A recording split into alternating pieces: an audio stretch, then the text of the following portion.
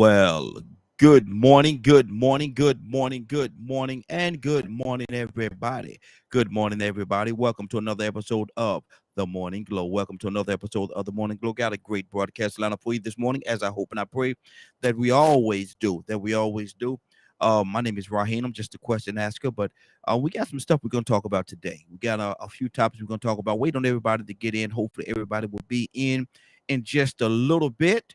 The phone lines are open 508-924-3521, 508-924-3521. Give us a call. We definitely love to have your input. Let me see. Make sure I can hear myself there this morning. Good deal. Good deal. I want to ask you a question. We're gonna start off by something light. I say light, but you may take it a little differently. But let me ask you this question. And this is for everybody out there that's listening. Good morning. We got quite a few people that's coming in. Candy Case, we got Michael. We have I guess this is elite. I can't really see that, but we got quite a few people that's coming in. We got King coming in. Good morning to each and every one of you. Phone lines are open 508-924-3521, 508-924-3521. Rico, good morning, sir. How you doing this morning? Man, I can't complain. Welcome to a beautiful new day, bro. Hey, welcome to you as well. Welcome to you as well, sir. Rico, I was about to throw a question out there, man, and I need it. I'm glad you're here, man, because I want to pose the question to you as well, and just tell me what you think about it. Now, if you're in a committed relationship with a young lady, and you think everything is going very well, you think it's going good, everything is right, like it should be, you open up your Facebook, your Instagram or whatever, TikTok, or TikTok is big on this now. You open up your TikTok and you see a video on there. You look at the date, you scratch your head a little bit. It was video was created last night of your young lady. And she got her back turned to the camera and she's just twerking and twerking and twerking and dropping it like it's hot and all kind of things. Rico, is that okay? I mean, personally to me, it wouldn't be. I mean, but to some people, they probably would accept that. That might be the way they met each other. Or maybe, what I'm saying, they making money off of it. There's a lot of guys that have wives that are on OnlyFans, making a lot of money. Wow. And so, and a lot of people getting paid off of going viral and being YouTube influencers for doing a lot of things. And so, that's one of the ways that you find that these people are trying to get attention. It's so simple. It doesn't take much, but somehow they find a way to go on Instagram and, compete with each other to see who can do something different with that thing that you see so much of. So, I guess if it's profitable, you find some men that may accept it, but me personally, I wouldn't. I saw where one woman actually bought her boyfriend a Ferrari. Just out of appreciation for the fact that he was patient and that he was, he put up with it. And she was doing some very explicit things. Wow. But she got a lot of views and she made a lot of money off of it. Her bank account went crazy, and I guess he was like, well, she got the right to do what she wants to with her body, just like with abortion or whatever. So he just dealt with it, and she rewarded him. That's this new type of relationship, I guess. But I wouldn't deal with it. No. And see, what is she really paying him for? And I heard what you said is for patience and stuff like that. But you in a roundabout way, you just pimping your girl out there, man, to the highest bidder. You pimping her, and even if they're not doing anything on a physical thing, the horizontal mumbo, laying down with each other. Still, if you just putting out there and exploring her like that, man, I don't know how good that is, Rico. I don't know if that's a good thing, man. So what exactly is she paying him for? Well, she's paying him for not giving her a hassle because it's her decision. See, it's different if he's not putting her out there. He may not be happy with it. That might be something that he says to himself, man, I really wish she wouldn't do that. I know she ain't dealing with nobody else. I know these guys are getting tempted and they want to see what they're seeing. But I can't stop him. I mean, what he gonna do? Tie her down, handcuff? All thing he can do is break up with her. But what if he really loves?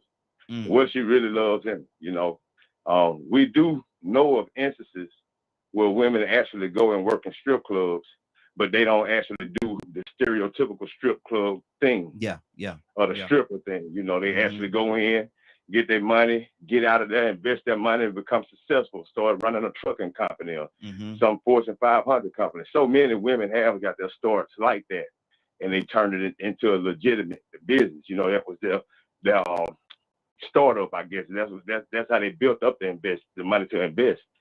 So I mean, you know, like I said, if she's doing it on her own, he ain't putting her out there like that. She's really just paying him for being understanding. Rico, truth of the matter. And staying with him.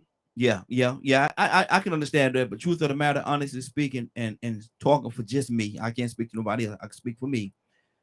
I couldn't be that patient, brother. I couldn't, you know, I couldn't do it, because one of the things about it, you got to understand too, when you put yourself out there like that, and then y'all out to dinner, y'all out there, you know, going out to an event or whatever, y'all just out, you know, trying to enjoy each other's company, and then here comes Joe. Excuse me. And then here comes Joe. You are, ain't you? Man, I saw your video. Whoa, girl, you. Come on, man. And now, as a man, what are you gonna do? As a man, here comes his dude coming up to your girl, man, trying to you know, touch on her and stuff like that. Oh, and I saw when you turned around and you dropped this thing, Rico. That's a whole different ball of wax, man. Now, as a man, you gotta step up, bro. You know, and that's and the reason why I'm putting an example like that out there is that's unwanted attention. That's unwanted attention, man, because you know some people just don't have a filter, and they'll come at you in a kind of way, man. They don't have a filter. They see you, they're excited because they seen you on the video dropping it and doing all these different things, and they get so excited, and now here they come approaching you. Again, they have no filter. What do? I agree, but well, first off, I wouldn't be in that situation because, like I said, I wouldn't date or get solid with somebody like that. But then, you know, say for instance, you have a situation where you decide to meet this person or you follow this person, they're already doing this, and then they happen to go and look at your page and hit you in your inbox. Hey, I'm interested in you. You're just a normal, plain old Joe, but they just something about you that they want to get to know. And this is somebody that you follow because, yeah, man, if I had the chance. So are you going to try to get her to stop doing that? The odds of that is going to be no. But now the second part of that is she's now a public figure. She's a celebrity. She's the same as an athlete, a singer, or an actor. She's an entertainer right now. And that's what she's doing to get paid. She's entertaining on her OnlyFans and her TikTok or whatever. She is entertaining. YouTube, she's entertaining. So when you decide to become an influencer or an entertainer, a public figure, then you have to start thinking about catering to your fans. Because what you don't want them to do, or what you don't want to do, is to run off your support. You want to get as many fans as you can. So if you choose to be with a woman like that, then guess what you got to do? You got to accept the fact that fans gonna come up and want autographs. Because this is what a real celebrity or public figure or entertainer does. They actually, if you want a good reputation, now Michael Jordan might get a bad name every now and then, but he was so good it don't matter. But in most cases, if you're an entertainer, athlete, and you bad with the reporters or you bad with the fans, you won't last long in the public eye. Now you might be successful in the job that you do, but you're gonna catch it. You're gonna catch it. You won't have support. You'll get demonized, hated on, all kind of things will start happening to you. So these celebrities got to make sure that they please their fans. Now, what's the guy name, man? They used to play for Seattle, man. They should have gave him the ball to running back, and they didn't want to talk to the media at all. He didn't want to talk to him at all. Marshawn Lynch. Yeah, that type of example right there. He didn't have any time for him. Let's go to the phone lines. Cassandra, good morning. How you doing this morning? Good morning. Cassandra, asking a question. You're in a very committed relationship, and I'm having to switch it up a little bit because it's different. You know, the way I ask Rico is different than the way I have to ask you. Okay, now you're in a very committed relationship, and y'all been going on for a while. Everything is so good. Everything is good. You turn on your phone or your computer one day, and you look at Instagram, Facebook, TikTok, or whatever it is, and you see him there, and he's posing as a male stripper. He's doing all kind of things and all kind of things that male strippers do on camera right there on that video, trying to entice people to buy into what he's doing. Cassandra, how would you feel about that? I mean, I shouldn't be shocked if we're in a committed relationship. Mm-hmm. You never saw committed. You never saw this side of him now. Mm-hmm. You never saw this side of him now. Yeah, but I had to have known, because if we committed in a committed relationship, that means that we are honest with each other. Mm-hmm. I trust him like he trusts me. Mm-hmm. So it shouldn't be a shock. I mean, I I'm cut from a different cloth, so I would have no issue with it if I'm in a committed relationship with someone that's doing that, and I know that's what they do. Because if you know that's what they do, then you expect what comes with the territory. Mm-hmm. So like I said, I'm different. I'm not a jealous woman, and committed was the term that you used that caught my attention. Mm-hmm. Okay, cool. And the reason why the way I asked the fellas is if you go online and you're in the same committed relationship and you never saw this side of your girl before, but you open up your Twitter, your TikTok, whatever, like I said, whatever the platform you're on, and you look at the date of the video that just popped up, and it was last night, and she on there dropping it and twerking it and dropping it and all kind of things, man, and going in. Cassandra, should he feel some kind of way about that? The key thing is, you said they were in a committed relationship. There's no way that you are in a committed relationship and you don't know what your partner is doing. That's not a committed relationship. You're if you say you're just in a relationship, that means that person has not been honest with you about what they do. Mm-hmm. So it's different for me, because like I said, I'm not going. And I mean, there are guys that I know, and I know a lot of, I know strippers, a lot of strippers, and they're in committed relationship with one man, many of them, one man. So, I probably ain't a good person. Okay. No. I mean, that's fine, because what you're doing, you're actually giving us different perspectives and different ways to look at this whole situation. So I think you're the perfect person. I'm not judgmental either, and that's another thing about me. I'm not judgmental. Everybody has to give an account for their life. So I'm not the keeper of the gate. That's not my job. I'm here to love on people. If I can help them, That's it. Okay.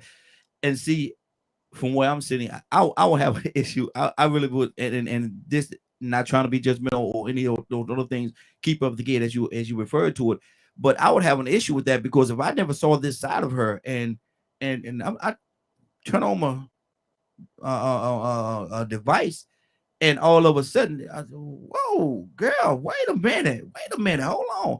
She and I will have to have a conversation, because where this come from? What are you doing? Why are you doing this? Hold up, wait a minute. We say, Ibrahim? I said, hold up, wait a minute. Ibrahim, and I was going to come to you, brother. Tell me, how would you feel about that? You wake up in the morning, you don't open up your Instagram or whatever it is that you're opening up, and you see this young lady that you think y'all in a committed relationship. I'm gonna say it that way. You think y'all in a committed relationship, but you see that she's on there and she's dropping it like it's hot. Whoa, hotter than fish grease. I'll ask, are you getting paid for all of this? I mean, hey, you could have did it for Big Papa now. We go somewhere. Oh, Lord. Hey, but are you getting paid for this? Are you just you just got that kind of nature? If I understand this, we can continue on, maybe at a reduced function. You know what I mean? Or, I mean, I appreciate a woman that everybody else appreciates. But she looking all trifling and everything, and No. Thank you for letting me know at this earlier date before we got really deep into the commitment. Thank you. I want to know you like that. You know what I mean? We've been a different path, right? I wouldn't drop you like it's hard, but Lord Jesus. You know what I'm saying? Yeah, I know. I know. And Rico, would that make a difference if she's getting paid? She's making side money that you didn't know about. And Rico, would that make a difference if she's getting paid for doing it or not? I don't know if it would make a difference on how I would handle her and deal with her from that point forward. Every bit of it would. I mean, I'm single. I'm down with a little fun. You get what I'm saying? I mean, look, if you making this kind of money or if you just doing it for fun and I'm the lucky guy, well, I appreciate you. I know what it is. I ain't fixing to wipe you up or commit to you. That's a key word. But, some people, could you take a serious? They are in committed. Go ahead. Could I don't mean to cut you off, but could you take her serious though? Once you find out that part, that element of her moving forward, could you take her serious? I wouldn't. I mean, like I said that earlier, personally, I wouldn't. You know what I'm saying? But I mean, it wouldn't mean I wouldn't have no fun with her. It wouldn't mean that, you know what I'm saying, we wouldn't go out and party in Vegas or Myrtle Beach. It don't mean I wouldn't like to see her on the beach in that outfit that I seen her twerking out. Matter of fact, she might buy a special one for me. Oh my goodness, the memories. Lord Jesus. Well, y'all are something else. Cassandra, do you think she should be taken seriously after this part of because maybe if she's never exposed this part of her, she's been concealing it, and it's been it could be a lot of pressure, lack of a better term. It could be a lot of pressure to try to hold something back like that. And now that it's come out, and now that he knows, should he take her seriously, or would that take a pressure off of her that she maybe didn't even deserve? I think that I got the question different because you said they're in a committed relationship. Yes, I did. Committed people are transparent with each other.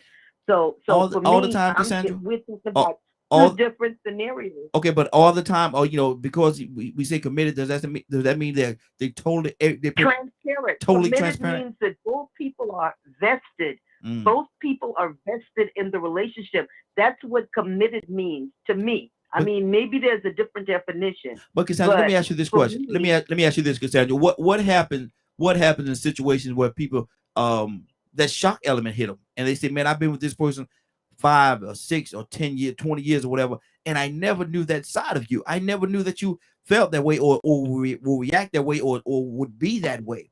We've been in a committed relationship, but I never knew that side of you." That bus could come up and hit a person. They think they're in a committed relationship. Maybe one person is more committed than the other person, and they're walking thinking that they're in a committed relationship, but not so much. I don't. Like I said, this area is different for me because I deal with people in this, in this area. I know that all of them are not, sleazy, nasty women. I know some of them that are in college, that are college graduates, and so they're not stupid people. You have those that are into the drugs and alcohol. That's something different, but there are committed relationships in that field. So I don't know. It's just different for me, Raheem. I don't know how to change my answer. Like I said, I don't judge them. Some of them are some of the nicest people you'll ever meet, male and female strippers. I know both. So I don't know. See, my thing was, and we was concentrating on the word committed, but my point was sometimes you could think that you're in a committed relationship, and think all the cards on the table, but somebody could be holding out on an ace on you. They could be holding out on an ace, and you find yourself in a situation. I never knew you would do that. I never knew you would act that way. I never saw that side of you. In the 5 or 10 years we've been together, I never knew that side of you. And so that's my part about when it blindsides you. When it blindsides you, would that make a difference? Ibrahim, what's on your heart? Yeah, I tell you what, now what Cassandra was saying is true. Yeah, I mean, I was in a committed relationship and didn't know that part of it. You know what I mean? I didn't know, and then found out how everybody else know, and then I look at it, I like, wow, I would and we living together, everything. We in a committed or married. I wouldn't be like Will Smith and Jada. You know what I mean? I like, so I take concern with it and say, well, hey, we got to break this off. You know what I mean? You're not being honest with me. I don't trust you, because when you get in a committed relationship, like Cassandra, Luther Cassandra was saying, you got a lot on the line, right? They know your bank account information, they know your social security, blah blah blah. And you could just getting played.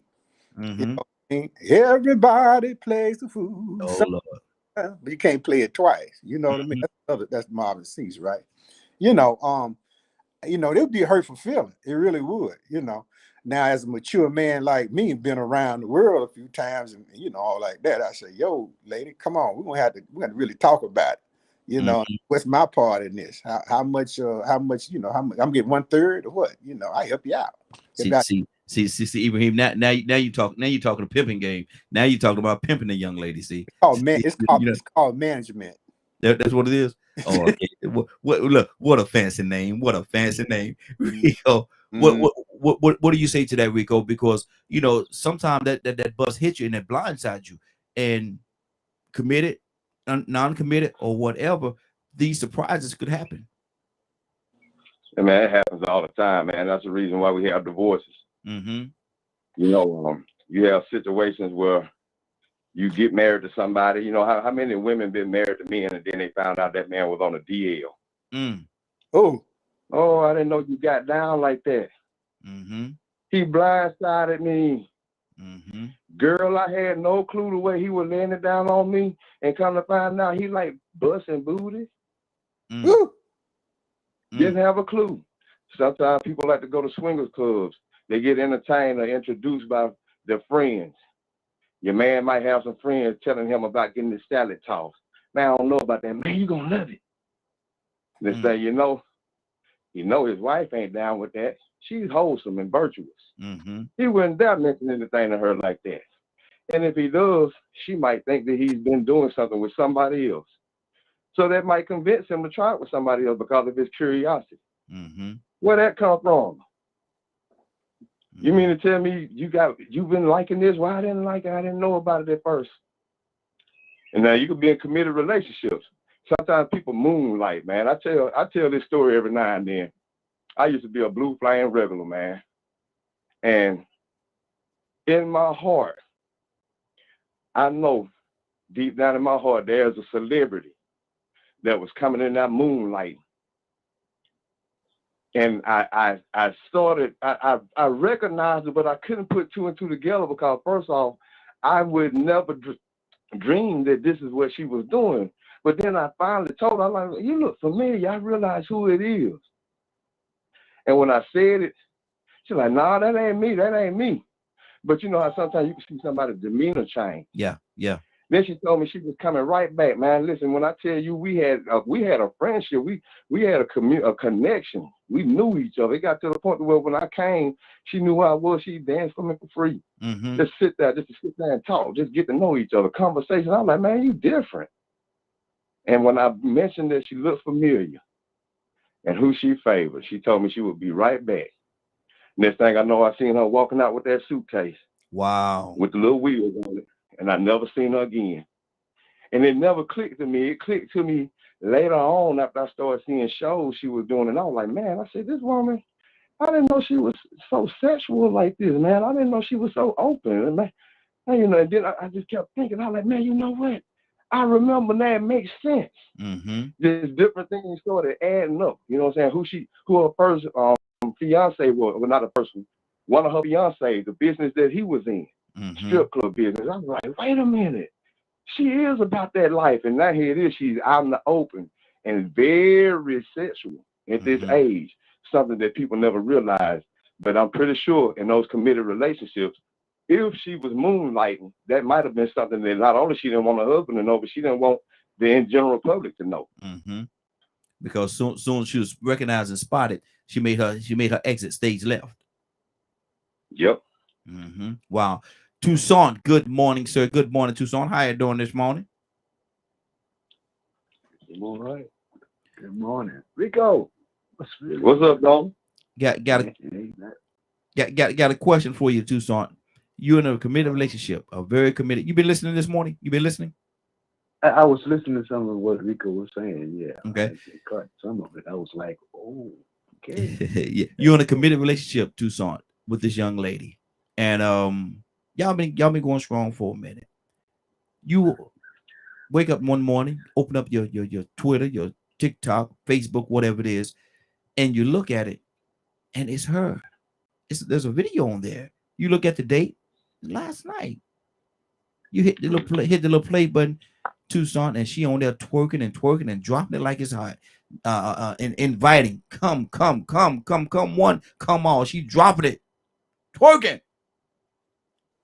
Toussaint, how would you feel about that? You never saw that side of her before. How would you feel about that?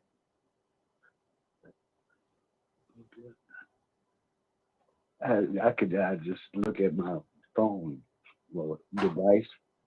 I could just see myself. That wench. Lord, Cassandra, you better get him. Cassandra, you about to go. He about to go. You wind him in, Cassandra. Wind him in. That lying heifer. I mean, doggone. Does that mean she's a bad person, though? Does that mean she's a bad person? No, here's the thing. I'm sorry. Let me straighten out. All right. Good luck with that. Lord Jesus. In the society that we live in, it's very well possible that it might be a chance. That's reality.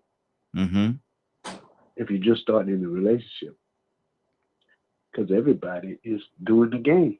Seems like not everybody, but you take these educated, smart, brilliant,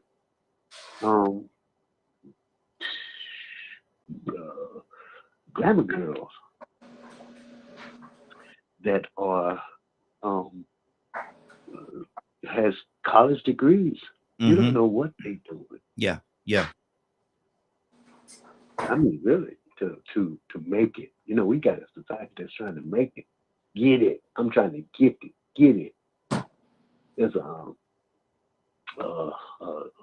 young, I can't say it, but anyway, there's someone that I seen them basically grow up, and every once in a while they post something, and I responded, and they said, "Oh, I'm sorry." I said, we just, I said, we just, you know me, I know you. I said, I don't take it personal. I said, you are who you are. Yeah. And some of the things that she said is shocking. But I'm not down on her. But I just let her know that, hey, I'm listening.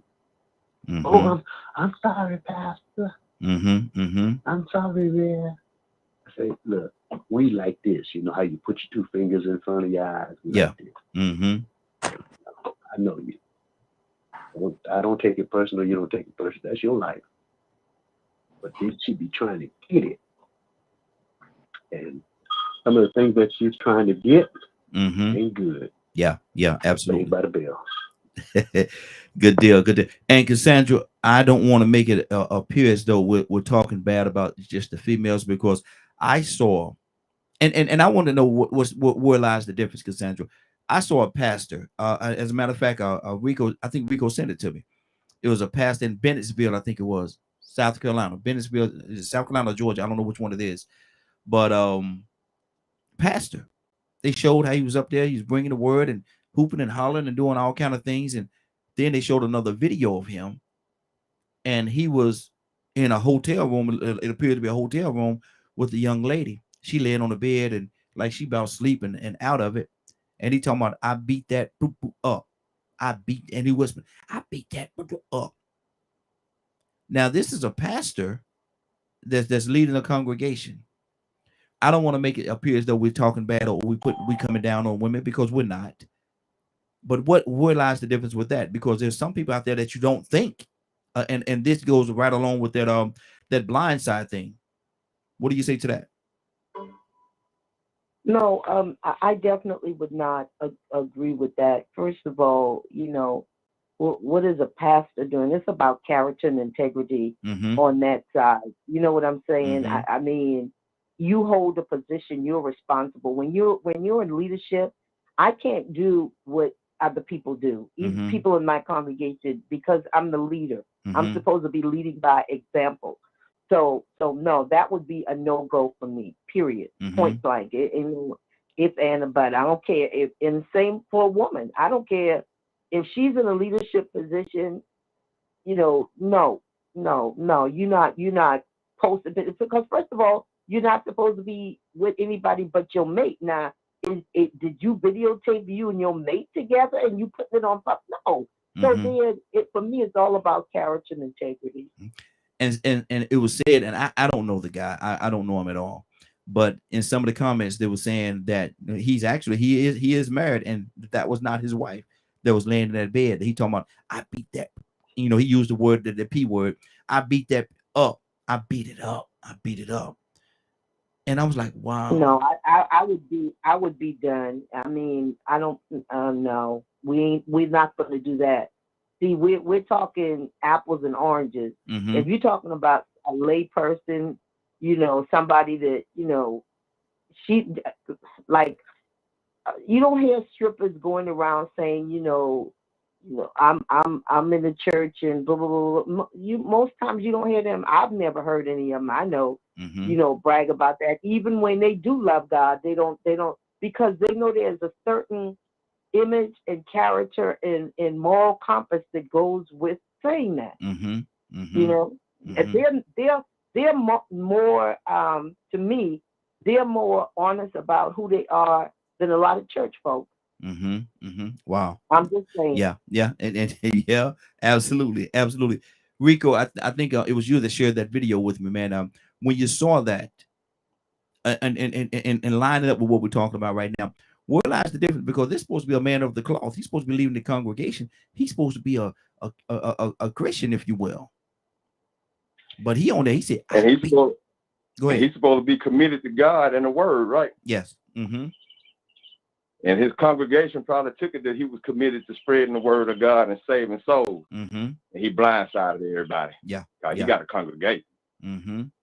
Hey, man, man, listen, when I seen that man, I died laughing, man. That dude looked like he had just finished drinking some Kool-Aid and eating Krispy Kreme at the same time. He was licking his lips, man. Like he had sugar all over his nose. Y'all should have seen his tongue come out of his mouth when he licked. Rico, you know what, man? PG, Rico, PG, brother, PG. Go ahead. He's human. Yeah. He's human. I don't put nothing past no man. I don't care how good they talk about themselves, how much they toot their own horn. I don't care how good they actually look in public. I mean, actions do speak louder than words. But at the same time, people have personal secret desires, personal things that they do in their life that they don't let everybody else know about. Sometimes your spouse might not even know that you have some of these secret desires. And they might not want the spouse to know because the spouse might get turned off from it. I wonder how many women or men have married somebody that ended up sleeping with their children. I've seen women marry men that slept with their daughters or their sons. And then I've seen men marry women that left them for their son or stepson, adopted son. Woody Allen. He was in a committed relationship. I mean, so really, truly, we try to believe in the truth and the honesty of a commitment. But I know man ain't perfect and man is flawed, and we are all creatures of that function off stimulus. And that stimulus that we function off of that drives us, like ice cream or sex or whatever it is, it's the same type of addiction that a drug could have on us human beings, on our brains. So with us having addictions and cravings and desires like that, and I know all the different desires that people can have that may not be good, I never trusted one human being to the point where they could blindside me with something they may do. Wow. That's good. We got quite a few people that just joined the phone line. VP, good morning, sir. How you doing this morning? VP, you there? Good morning. Good morning, sir. Asking a question, and I want to hear you. I want to hear your take on it, man. You're in a committed relationship. You know, let's say a younger VP. You're in a committed relationship with this young lady, and y'all are going pretty strong, committed. And you wake up one morning, and you open up your Facebook, Twitter, TikTok, whatever it is, and you see a video of her come across the screen. You look at the date, and it was created yesterday, last night. And VP, she a side that you never seen of her, man, but she dropped it like it's hot. She's twerking and she come one, come all. She sending invitations, if you will, the way she's doing that thing. How would you deal with that, VP?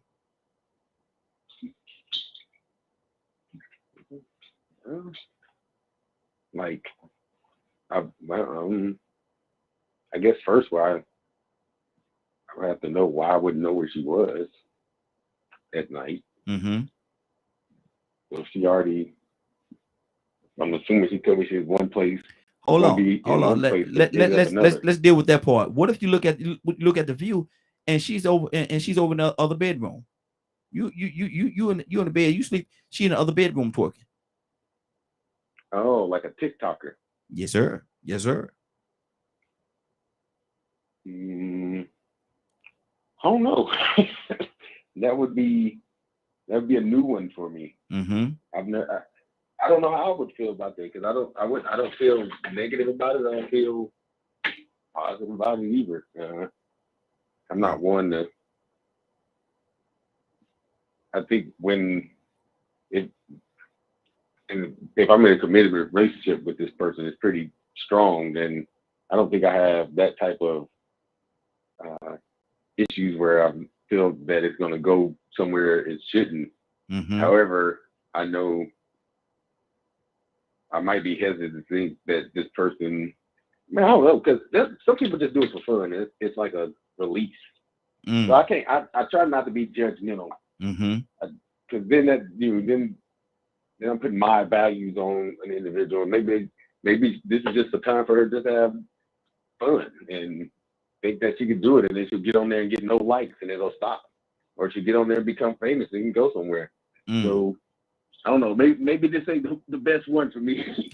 Okay, now I'm pretty all right. Now let me ask you this question. We got a couple other people. I want to touch a few more people that just called in as well. But let me ask you this: what if it does go somewhere, and then she starts saying to you, "Man, look at all the money we making with this thing. Look at all the money we making by me going and making these videos."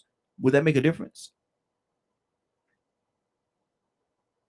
No, because she's saying we making. Mm-hmm. As long as she keeps saying we making, then I know that she got we in mind. Mm-hmm. But as soon as she starts saying I'm doing all this and I'm doing, then I might start thinking it was a mistake to let this happen.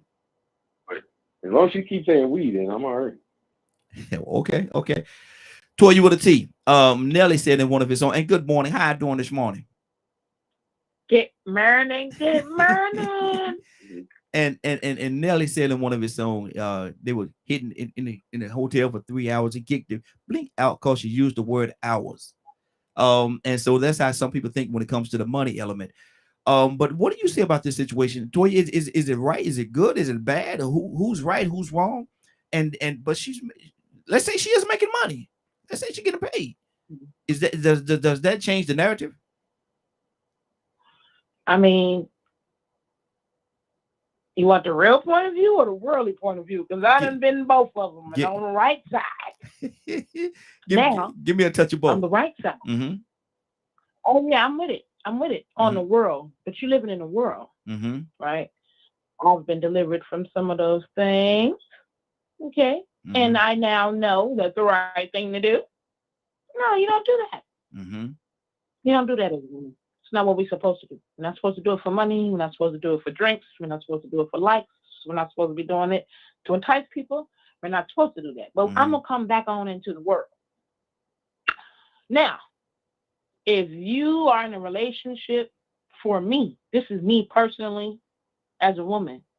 No, you can't. I don't care if you're getting money or not because you're mine. And if you ain't come over here with everybody looking at you, I don't think you should just up and start now. Now, if you want to do something productive, then okay, fine. Something that involves using your brain, something that's moving us forward and positive, yeah. But when you start using it sexually with like no purpose and no reason, I'm not mad at fun, right? And if it's a fun video that goes viral, okay, fine. But if that's the main premise of who you are, just to be shaking your fanny all over the place, something that has no productivity, no movement, just for money, I'm not mad at you making money, but that's just not for me. There are people out there who are cool with that. Some people cool with being with a prostitute. Some people cool with being with a Playboy bunny or model. Some people cool with having swinger relationships. And that's cool for you. But for me, no, we don't do it like that. And I'm so selfish. And I'm just being honest. I'm so selfish. Just because I don't want you to do that don't mean that it's something that I can't do. Wow. And I'm just being 100. Even if that is something that I do, but I'm gonna try to do something with productivity. But that don't mean you can do it, because that is not what I want my mate to do. And if you feel like that's a double standard or you got a problem, then you don't need to be my mate. I'm just being honest That's about good. That's how good. I feel. Exactly. Let's go to Goddess. Goddess, good morning. How you doing this morning? Good morning. How do you feel about this whole situation, Goddess? Who's right? Who's wrong? Is the whole situation just wrong? You never saw, if he never saw this side of her, never knew that she did things like this, and to wake up and open up his device and there she is. It's right there. Wow. How do you handle a situation like that, Goddess? What do you do? Who's right? Who's wrong? Or how do you move forward? Or do you? Personally, I don't believe that he ain't never seen that side. So she didn't drop it like it's hot with him or them, or he didn't see that side. It ain't just happened. Or she didn't see him indulging and liking it like it's hot. And maybe she's never done it in the viewpoint with him, but she knows that that's what he like, and that's what he always, throwing money at, or whatever the situation, going to the clubs, throwing money. So she's trying to indulge and engage in that and let them know, like, hey, I can do this too. So personally, that's how I see the situation. But would it make a difference? Guys, let me say that. Let me ask you this question. I see where you're going with this, and I'm not in opposition to what you're saying. But let me ask you this question right here. To do it for him in the household amongst them two, that's one thing. But does it change the whole atmosphere when he see it on that she's actually posted it on the social media and anybody can see it?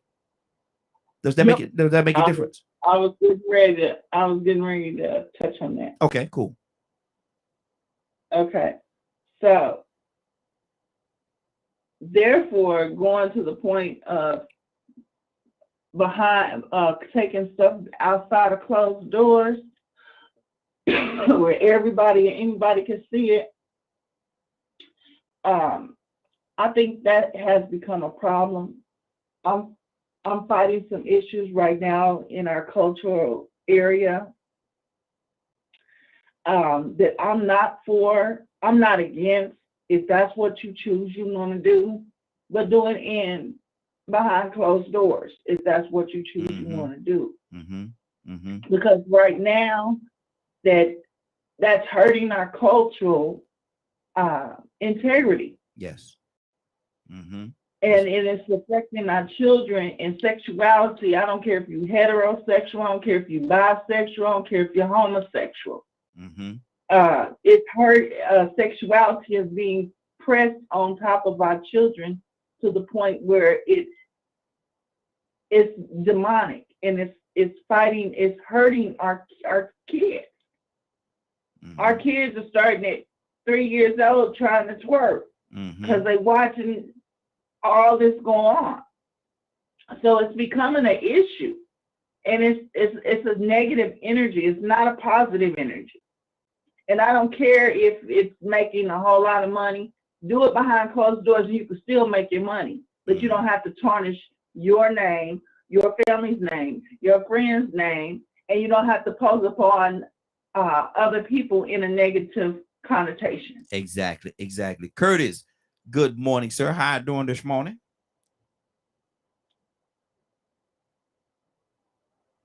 Curtis, you there? Yeah, what up, family? How y'all doing? What's going on, man? What do you say about this situation? What do you say about this situation, Curtis? Right, wrong? Is it ugly? How do you move forward? How do you move forward, backwards, pause? What do? You never seen the side of her, man, and you open up your device in the morning, and this is the first thing you see. Wait a minute, Curtis, talk to me. So if I really got a problem with it, I'm just gonna address it with her. If she decides to make an adjustment, she make an adjustment. She decides to keep doing what she's doing, then I walk out the door. Wow. It's that simple. It's not that hard, man. We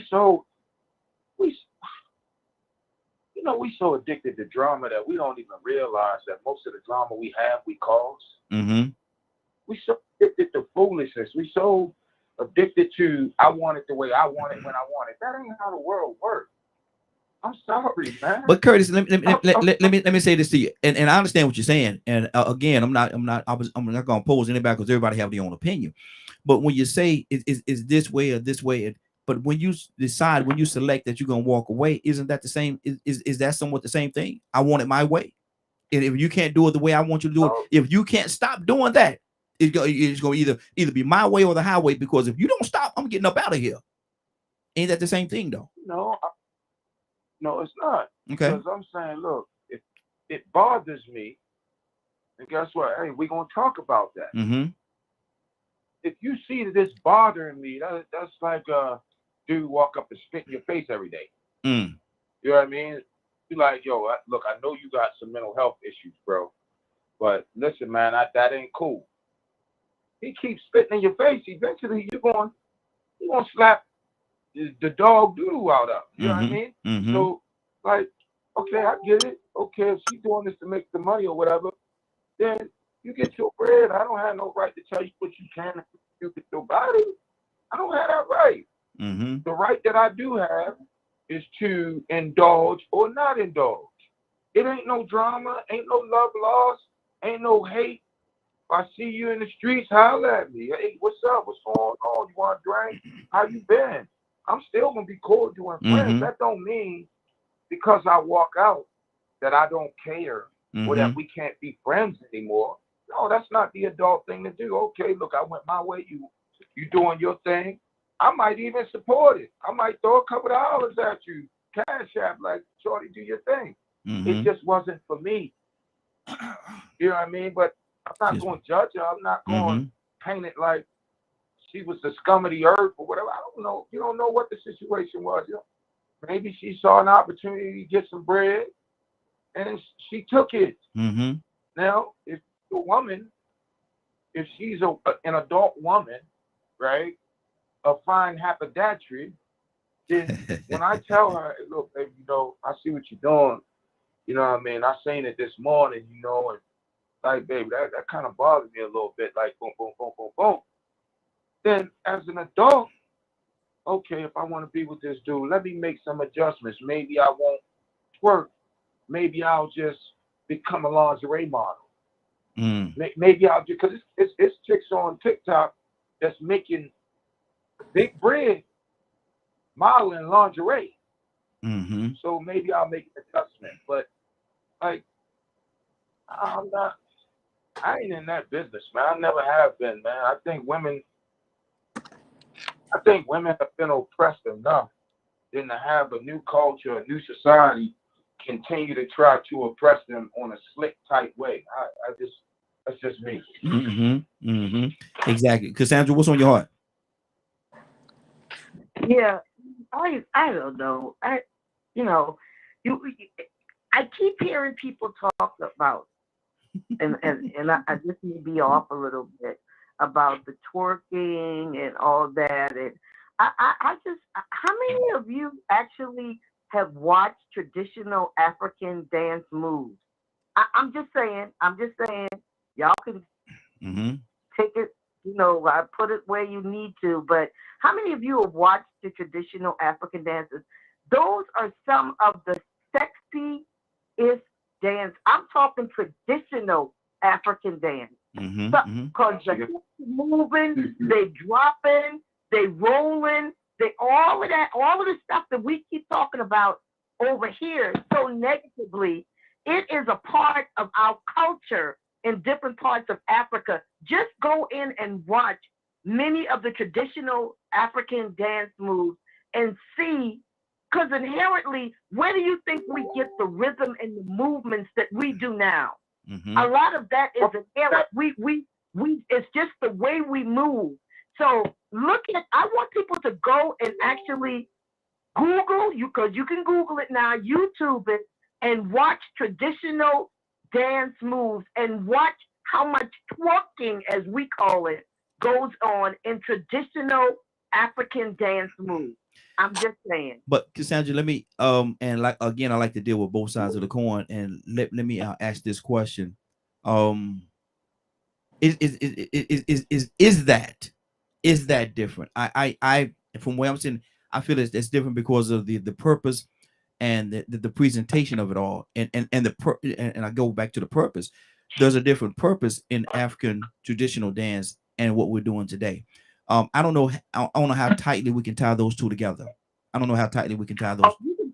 You can tie it tight because the movement. We're talking about movement. We're talking about what the dance looks like. If you look at twerking and you look at many of the African different tribal dances, you will see a stark similarity. Some of them are identical to the movements that we condemn here. They rocking up, they're doing this. You obviously you don't know your own history. Obviously, you don't know your own people. We don't. We in America, we don't know our own history. We really don't. We don't. But the funny part about it is out of all the history we don't know, how is it that we know that history and then we use it for the wrong purpose? I agree. I have no problem with that. I'm just saying we gotta stop letting our own minds or our own condemn. Somebody, you can say the intent, but I'm talking about movement. Yeah, so I can agree. I can agree with you when you say the movement, and absolutely right. There are a large similarity there, but my again, I go back to what you just said, the intent and the purpose of both of them. And I think that the purpose is where the major difference lies. Tucson, what do you say to that? Okay, yeah, and I understand what you're saying, Cassandra, and you are correct. It's the same movement. But when you stand before a camera and intentionally for likes and shares, pop your coochie, something wrong with you. That's not cultural. I did say it. Yeah, he did. Yeah, he did. I did. I mean, really. I mean, look at the videos. Look at the quick. And you're talking about, and we go as far as talking about 6 and 7 and 5 and 4-year-old children that don't know how to wipe their tail. They can't spell their name. But they see the thing about it is, and we don't, like Rico said, we don't search out our heritage. It ain't. I don't think it is. Maybe somebody say, well, I'm just gonna bring Africa to America, and we gonna act like us. But I don't think that's it. I think that it's normal. It has become normal to exploit ourselves. And then we have the nerve to say, what you looking at? You shouldn't be looking at that child like that. I didn't even know she was 10, the way she's shaking that thing. Lord Jesus. You heard I say tang, yeah. Tang. You know what a tang is? Coochie. Hey, Tucson, Tucson, the bad thing about it. You know your way over there. I'm sorry. What you say? I say, you know your way over to that corner, brother. You know your way. You walk this walk before. Yeah, I know. I'm gonna get deeper into the corner. If I keep on. Yes, sir. Yes, sir. Because it's normal. It has become normal to have to go as far as to not have any standards or values. It has become that, and then don't you say a word because you're judging me. Well, you're judging me. But I didn't know you.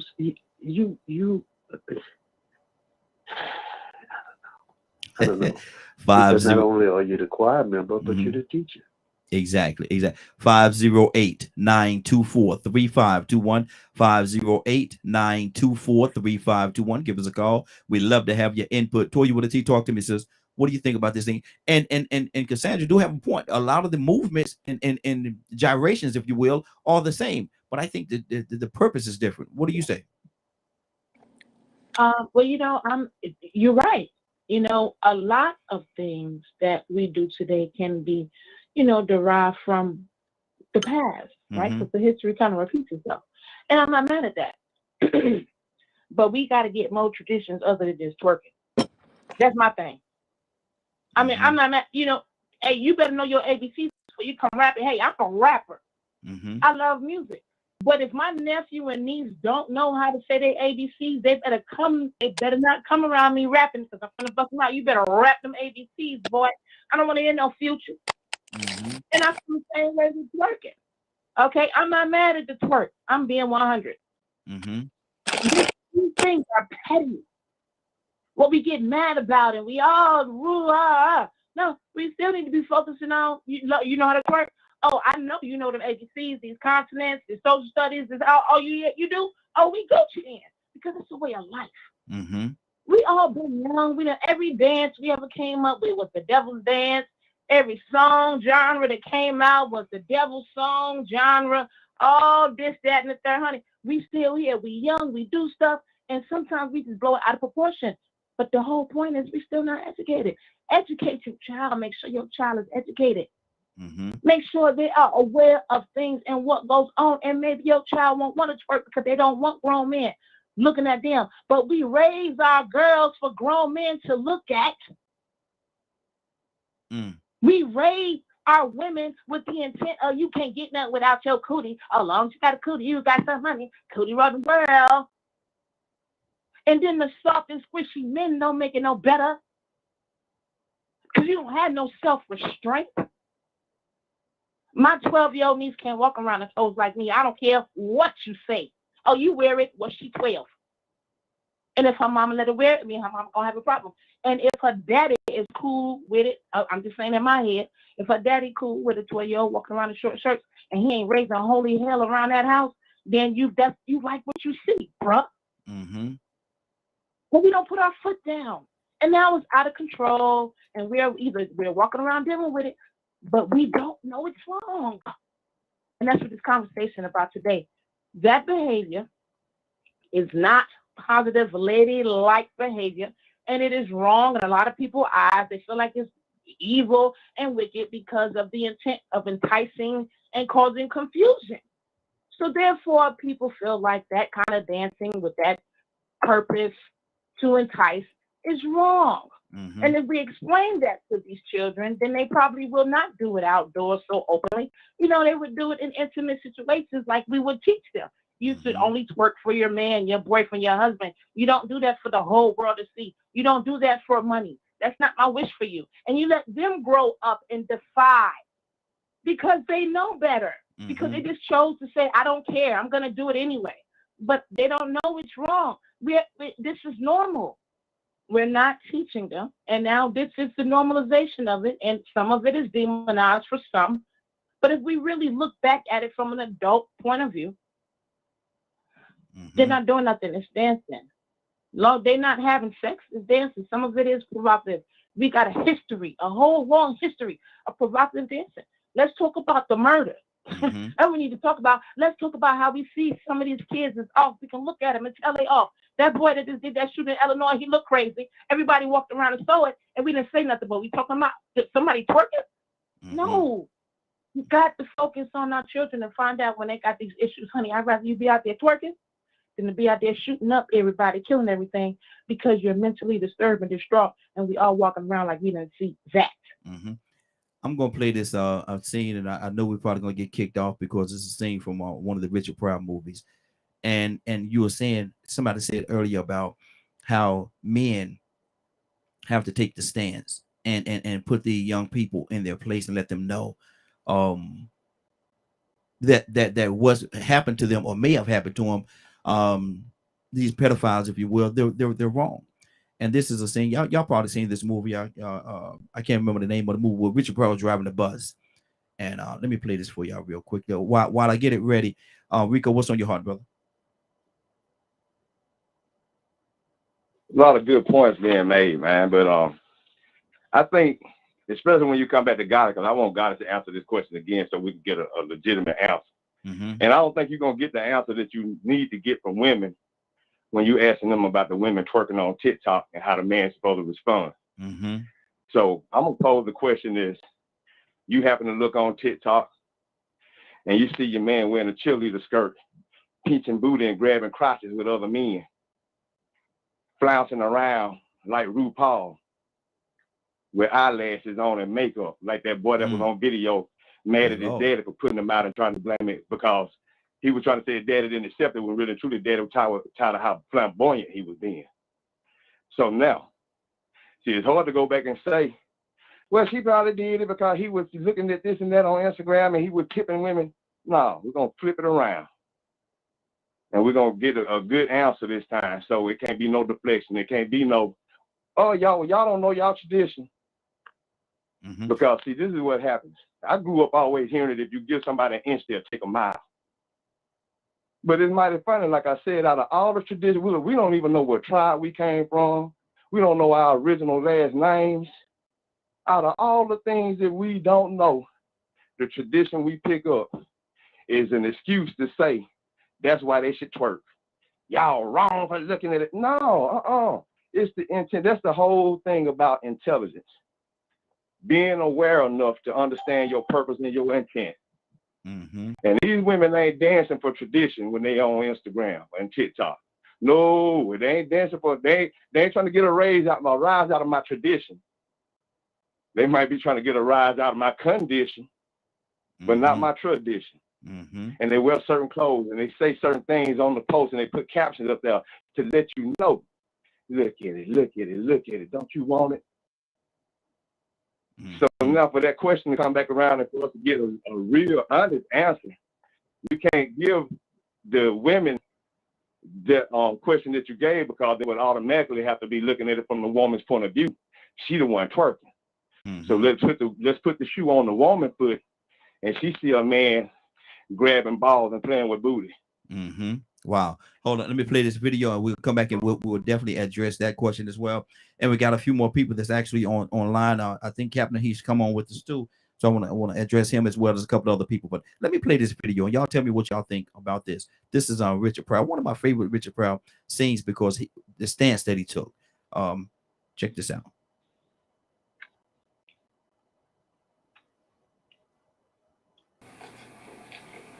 Joe, come on now.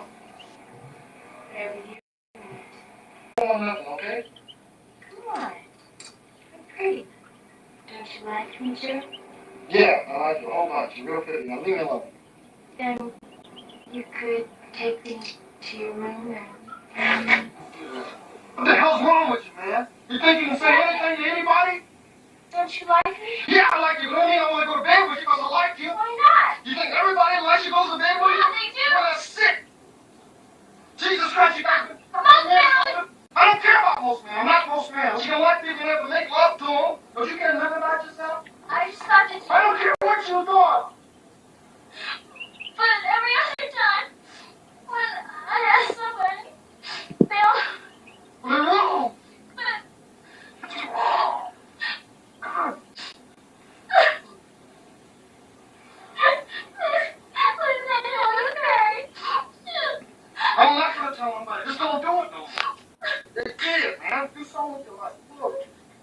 You gotta order. Do some order or something. It's really good. If it was small, I'd put it in a box so that you. Would you really? I really would. That's beautiful. I think you're beautiful.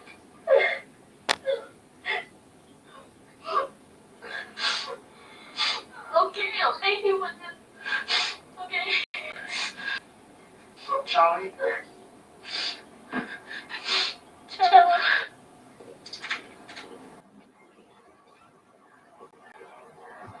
Wow.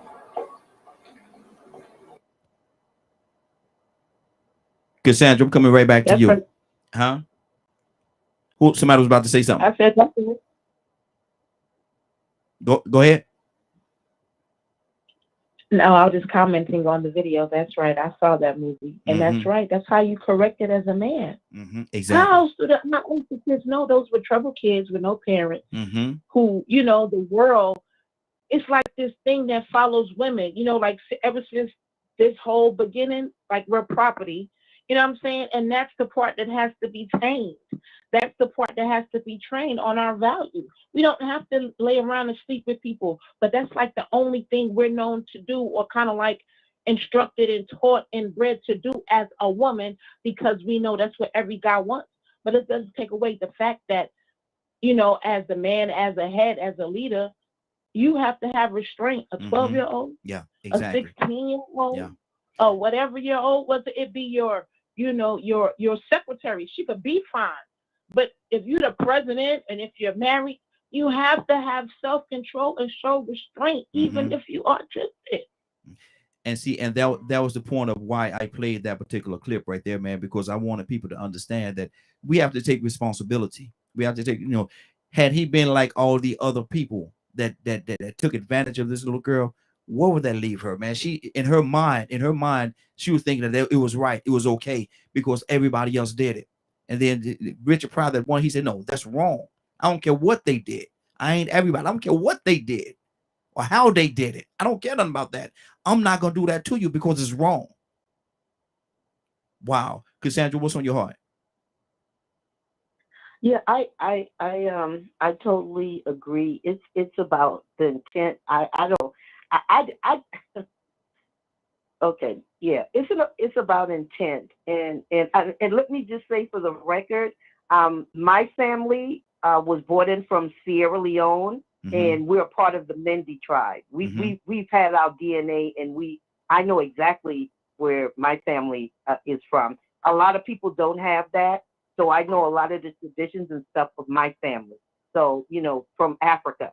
So some of us are seeking that out, but I just want to put that out there. But definitely what Richard Pryor did was right. I don't think that when people are doing some of the dances that we judge on, I don't think their intent is to have the sexual connotation. And see that, sexiness or whatever we want to call it is your state of mind. It's what you make it.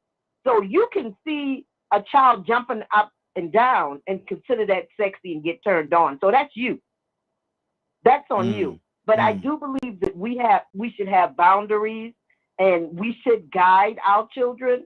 But I think we're going in like 2 or 3 different directions with this. So I'm just going to leave it at that. Okay. Badger, what's on your heart? Good morning, Badger. How you doing this morning? Good morning. You spoke something about the dancing. Oh, Twerking. yeah, saying that it derived from the I'm probably gonna butcher that name. Do you think you can pronounce it? Let me see. Can I pull it back up? Let me see. Ooh. Yeah. Mapuka. Okay. And I was digging more into like what that dance actually means and where it started and things like that. And I came across two slightly different things. It's not that it originated in the 1990s but it was censored because of there it was censored, and then it got which ended up coming over here. So there are other parts of the world that are not fans of this dance. Mm-hmm. So this And is not like an ancient old, tradition that's been passed down over time. This was something that was created in the 90s. mm-hmm. Speaking of twerking, okay, talking about the twerking. Okay, and my thing is a lot of times what we miss sometimes is the dancing that the young ladies did in Africa is just like pretty much like the guys playing the drums. It was a way of conveying a message. Yeah, and There was a conversation. It was a conversation between the two. The drums told the story, and then I right, think the dance. just like in Native American dancing. Yeah, it actually tells the So story. this dance, from what everything I'm finding so far, is a combination of it seems like it's a perception thing of sisterhood and stuff, as well as coming of age Wow, for a woman. Good deal, Saying Captain. I'm ready. Exactly, Captain. Good morning, sir. How you doing this morning?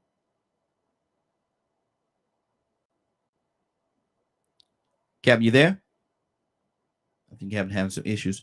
He have a weak signal, so I think he having some issues with his line. Curtis, talk to me, brother. What's on your heart?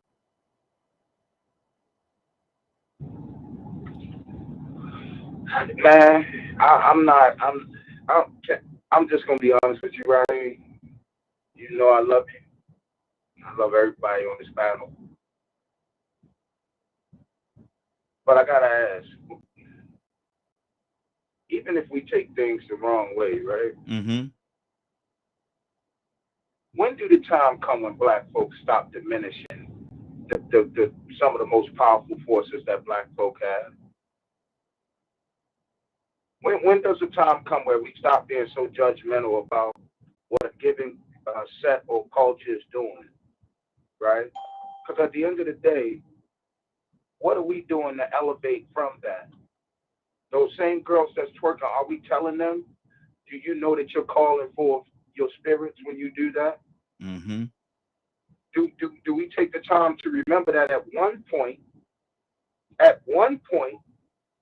if a woman or male started dancing like that in American culture, they would be whooped and or killed immediately because Massa thought, it was Massa's belief that they were calling for spirits. So when does the time come where we, as a people, we accept human nature and human freedom? Like, I'm not. Listen, man. I'm an artist, so I'm not in the business of talking badly about anyone's artistic expression, even if they are on it to raise an eye lustfully. That's between them and God, man. Let God deal with that, man. That's just me, man. I'm sorry. I'm not like speaking against anything anybody said, but I'm saying Cassandra put something out there, Sis put something out there that was so powerful and so palatable to a multitude of races and that's on this line that's listening to our conversation. And we went right back and breezed right over the fact that irregardless of what your purpose is, what your intent is, you understand, the positive nature of what you got going on will always prevail. I'm reminded, you know what I mean? Like, I'm reminded somewhere I read that the king was going to kill David. He was jealous of David. He had all these issues and did all these things. And we didn't understand, like, you don't understand, well, why he feel like that? This man has been a servant and da-da-da-da-da-da-da-da. He did what he asked him to do, but the king didn't realize that everything that he was doing was for the betterment of what the situation was and what it was going to be. Who knows? All this twerking thing, we talking about it right now with the information that Cassandra threw out there initially. Somebody done got on Google and brought it up. And like, wow, hold on, I didn't know. Let me look at some of this stuff. Because she right. If you look at some of the African dance, is way, way worse than twerking. Okay, good deal, good. And see, but my whole thing was, and I'm standing on what I said about the intent. Is the intent the same? Captain, good morning, sir. How are you doing this morning? Fine. Good morning, everyone. Thank you for asking. Captain, how would you parallel twerking and African dance? Well, I had the honor to go to Africa. We were in Gabon at the guest of the President Omar Bongo, and they had the African American Summit there.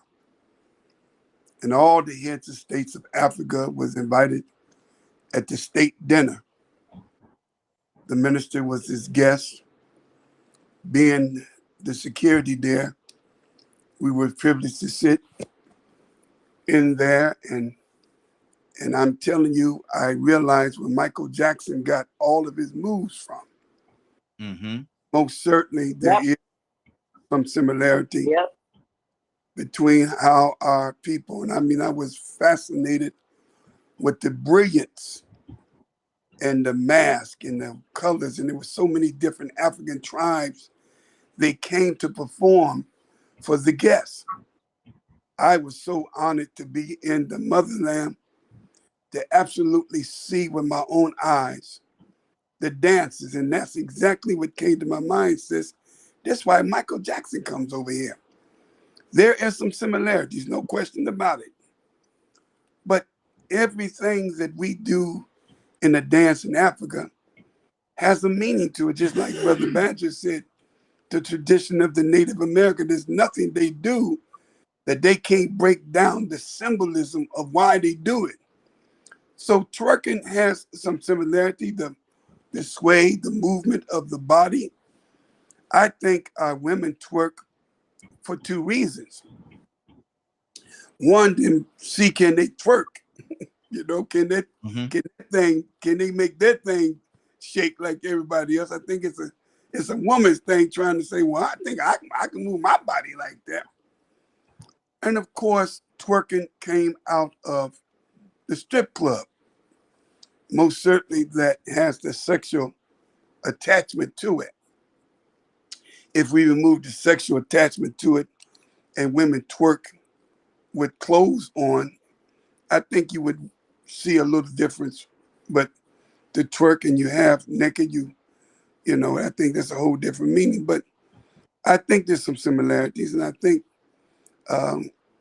it's up to the mothers who have daughters twerking, but hell, the mothers twerking. And I think it's more like a fad, man. You know, TikTok, Instagram, Facebook, they have done more in creating fads that it's unbelievable. It's just unbelievable. But I do see the similarity when I was in Africa. I don't know if they call it twerking, but them African women, I mean, God, brother, I wish y'all could have sit there. I'm being honest with you. This guy, Omar Bongo, he's about 4 foot. He's a small dude, short dude. He's no longer with us. May God be pleased with the president. But because he has that Napoleon syndrome, everything he has is big. I mean, he had a limo that was big. But the place that he held the state dinner, the quarter, this is the truth, I'm not exaggerating, the quarter of that palace, you could literally drive a semi truck down. Good Lord. I mean, but the money they spent, but I enjoyed myself. And I do believe that's what Michael Jackson got, because they was doing some Michael Jackson was doing some of their moves, but I do believe there's a similarity. Good deal. Good deal. Let's keep this thing going. Rico, what's on your heart, brother? Yeah, I believe there definitely are some similarities. And Mm-hmm. everybody's telling the truth. You know, when you said that about the beat, the message with the beat, and the message in the dance, and also the message in the lyrics, because you know sometimes when they were beating them drums, they were ooh la la la la Yeah. la. You know Yeah. they were doing some message in that too. Mm-hmm. But I don't think it was the same message as Luke. No. No. So now we're talking about intent again. So I ain't fixing to waste my time even entertaining and trying to link twerking and tribal traditional dance together, because they have two totally different intentions. It's all Mm-hmm. in the message. Mm-hmm. Listen to what Cardi B said. She don't cook, she don't clean, she just work that thing. Mm-hmm. And she twerking while she doing it. I'm pretty sure that's traditional and tribal. You see, you give somebody an inch, they'll take a mile, and then you try to justify it by linking it with something legitimate, and then have Cardi B sitting down with the president representing our women and our people. Mm-hmm. Sitting down with the president. Because we accept it now. We made it acceptable. Because it's similar to traditional dances. That's our culture. Yep. But did you hear the message in the music that they doing it to? The show ain't talking about family and unity. It's talking about creating a condition, making some things wet and hard, Mm-hmm.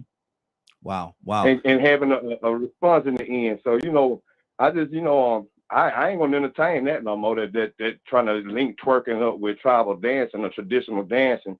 We all know what it is. We know the lyrics to the song that they do it to.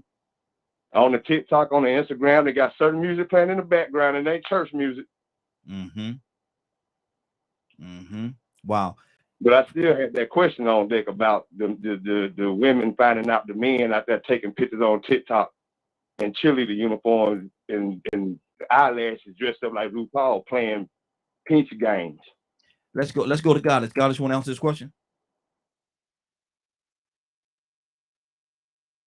Yeah, I don't mind answering the question. I'm sitting up here looking at some things.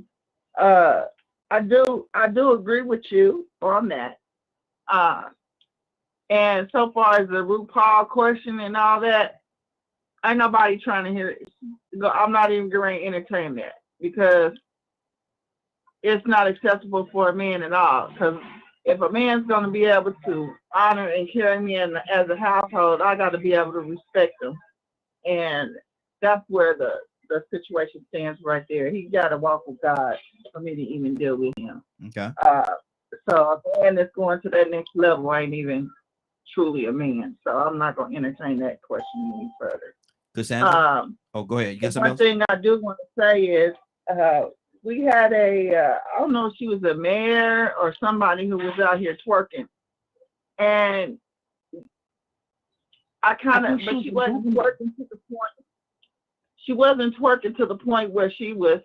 There's a difference between twerking and twerking.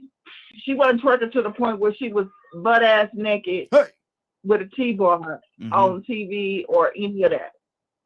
That level right there is a total different distraction.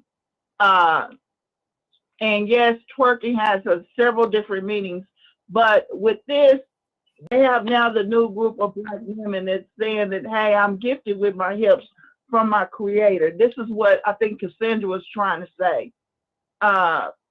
Twerking and whining for me is a direct statement of owning my sensuality. That's owning my, my interpretation of feminine power. And traditionally, the dance holds a history of a desport. So I'm thinking that that's how they're utilizing it, as they're trying to utilize it, but again, it negates it because the music is demonizing women. Turning around calling us negative words, the B's and the W's and all that. So how can you twerk to something where it's turning around demonizing you at the same time? So again, it goes back to the music and the intent, and that's where the problem is. Not that I condemn. I think that every woman has to be convicted through Christ on its own, and somebody that's older should come in because a man is 30 seconds. different, but a woman raises a whole nation.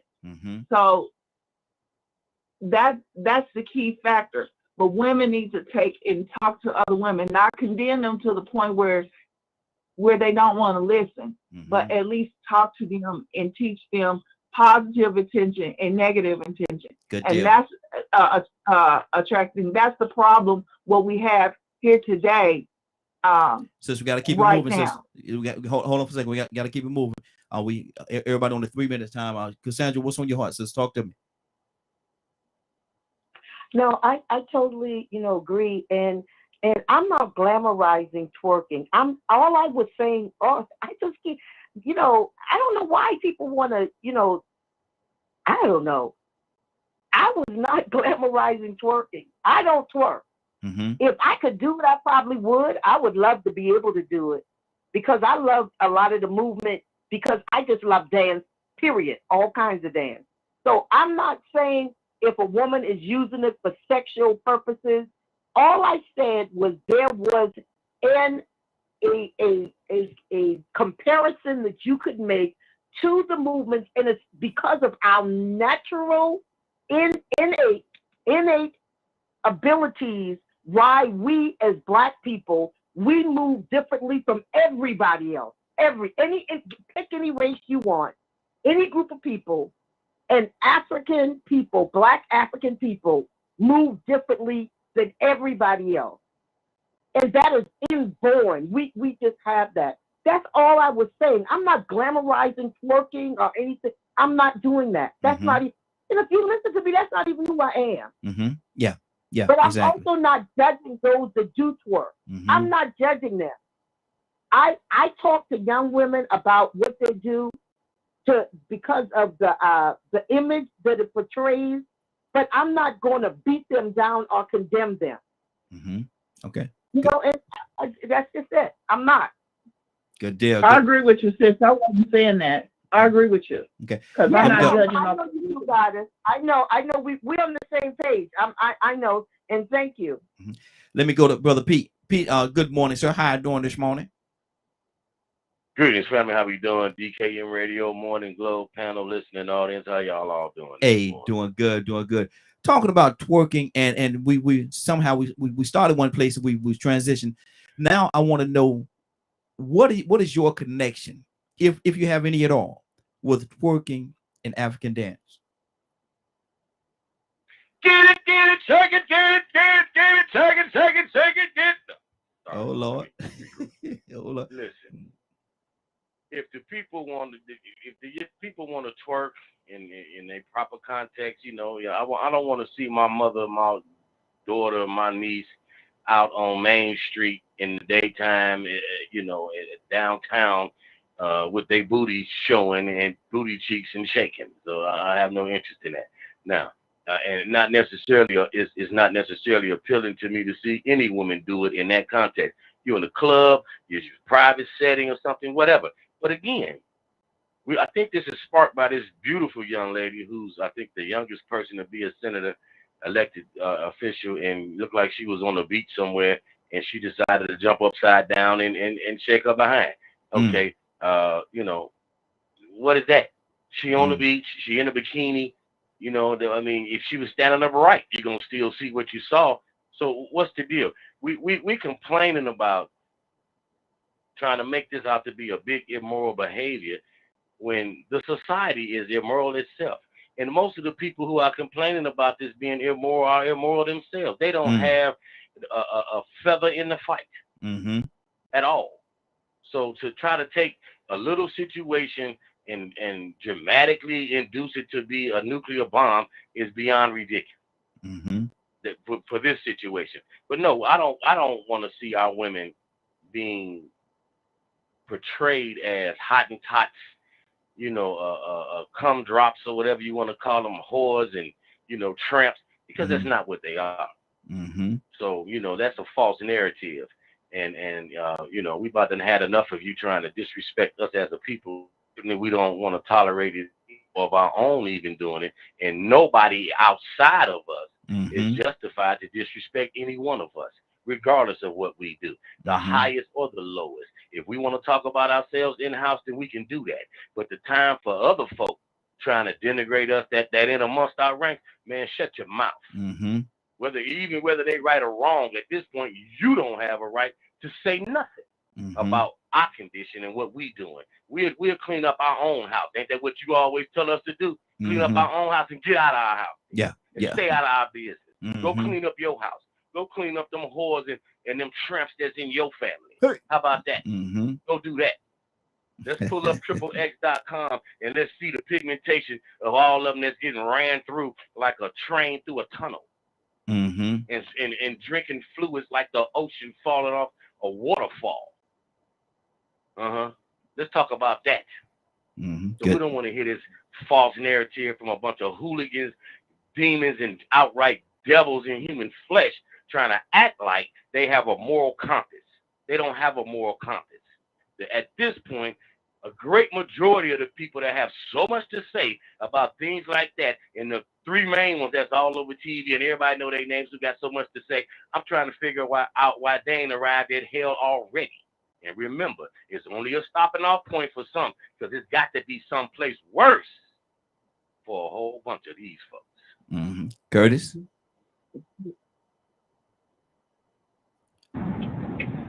Hey, man, thank you, man. Let me just say that first and foremost, thank you. Thank you, brother. Because here's the thing that get me. And I'm going to call a name.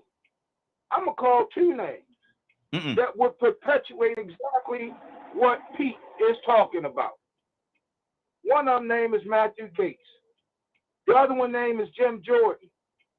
One raping girls, taking them all around the country from Florida, 16, 17-year-old girls. The other one is raping boys.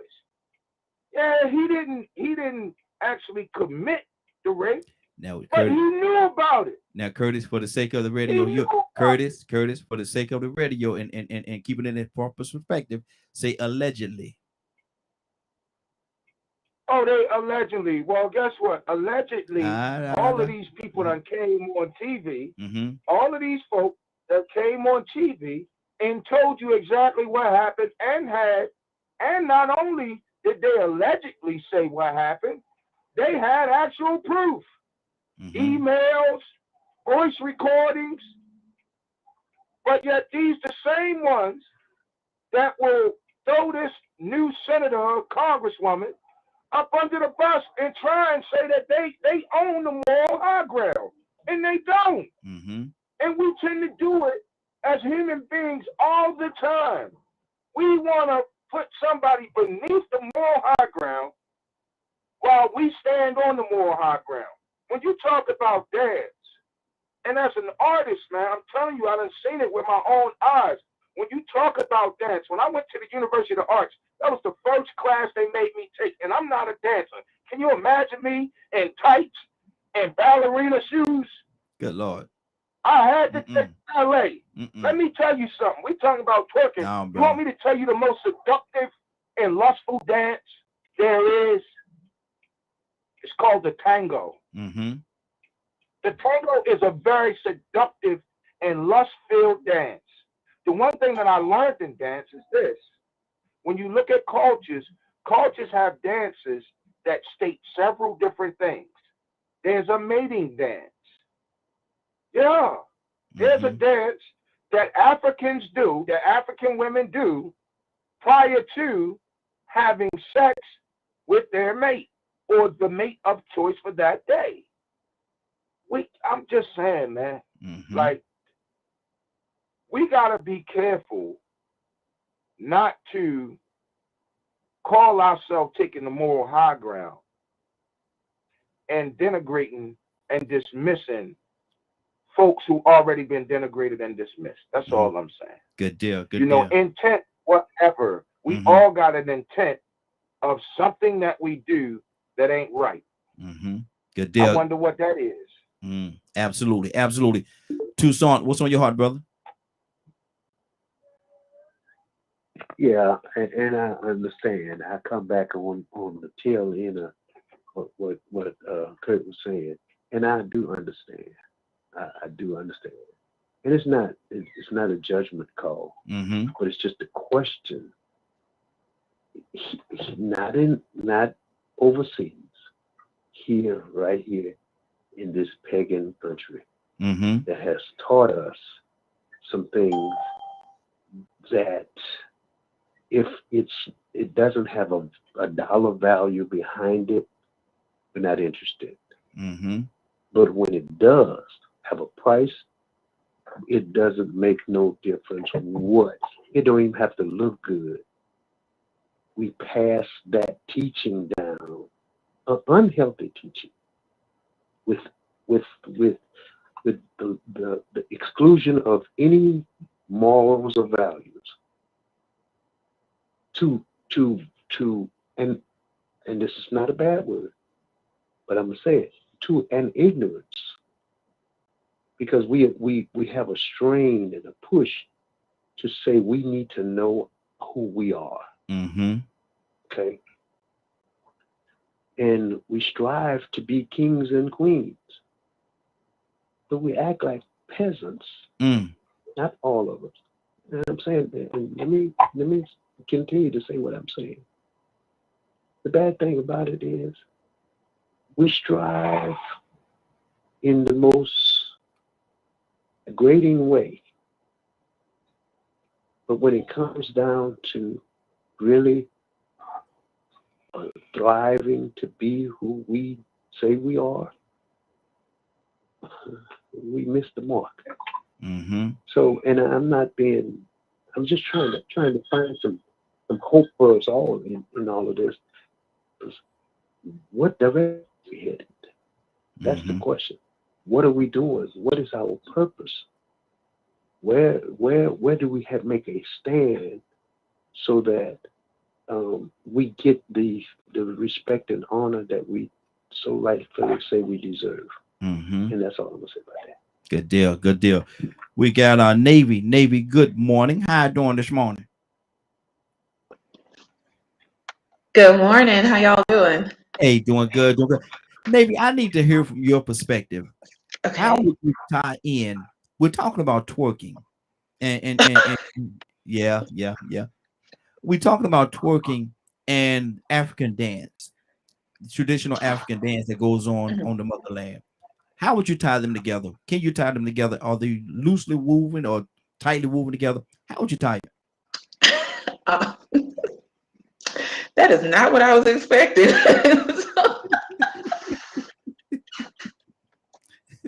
I'm really gonna have to use my brain on this one because uh can you I think anyone, well, I don't know. Let me think about what I'm trying to say. Maybe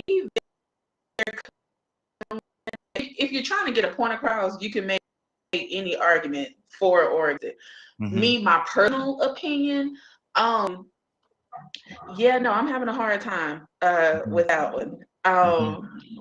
I understand the traditional dances, and to some degree, I won't lie and say that I'm as well versed on all the dances and what they mean and what they represent.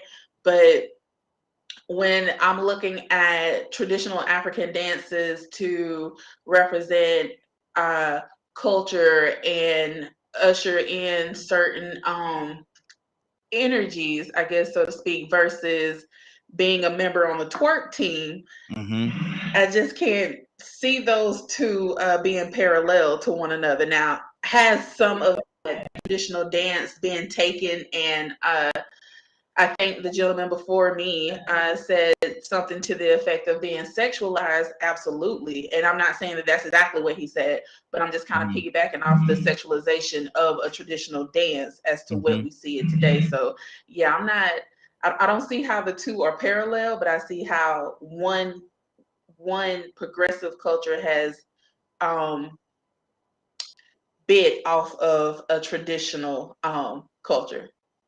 That's good. That's good. Badger, what's on your heart, brother? You know me, I love to research things. Um, because of what twerking has become in Western society, that dance is now starting to become banned in the African countries. So the original dance of Mapuku is now being looked at as a negative thing because of what Western culture has done.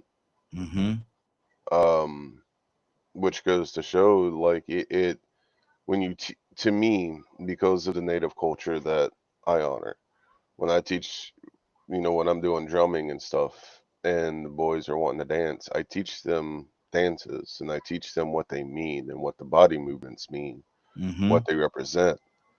Um, so that way they know. So it's teaching it's sharing that history and that culture. And if I don't know, I reach out to somebody and find it. And as I told you before, back on Juneteenth, I had the privilege to meet with African dancers. And dude, I loved it. I got to ask them some questions. I was able to pretty much told I can get in contact with them if I want to learn more and things like that. Even maybe set up a thing where they come out here and share the culture and stuff out here. Wow, that's good. So just possibly working with them. It's called BANDANKORA. It's an African drum and dance assembly, and it's out of Dallas, Texas. Okay. Because I'm huge on culture and the representations of dance, of art, of music, of just everything. Because most of modern culture in America, I can't stand. I can't stand all the hate that gets thrown around and toward other people and stuff that stems from two specific ideologies. Absolutely. So I'd rather dig into like older cultures and stuff. I was actually quite shocked to find what I'm finding about this dance and things like that, and how it's viewed here versus how it's viewed there now. But the funny thing is it's old. So it was a dance for joy and things like that, but it's the purpose, the meaning is not viewed the same anymore. And it's all Absolutely. because of what happened here in America. And I'm gonna go to Toya with a T. Then I'll circle back around to Rico because he got something on his heart as well.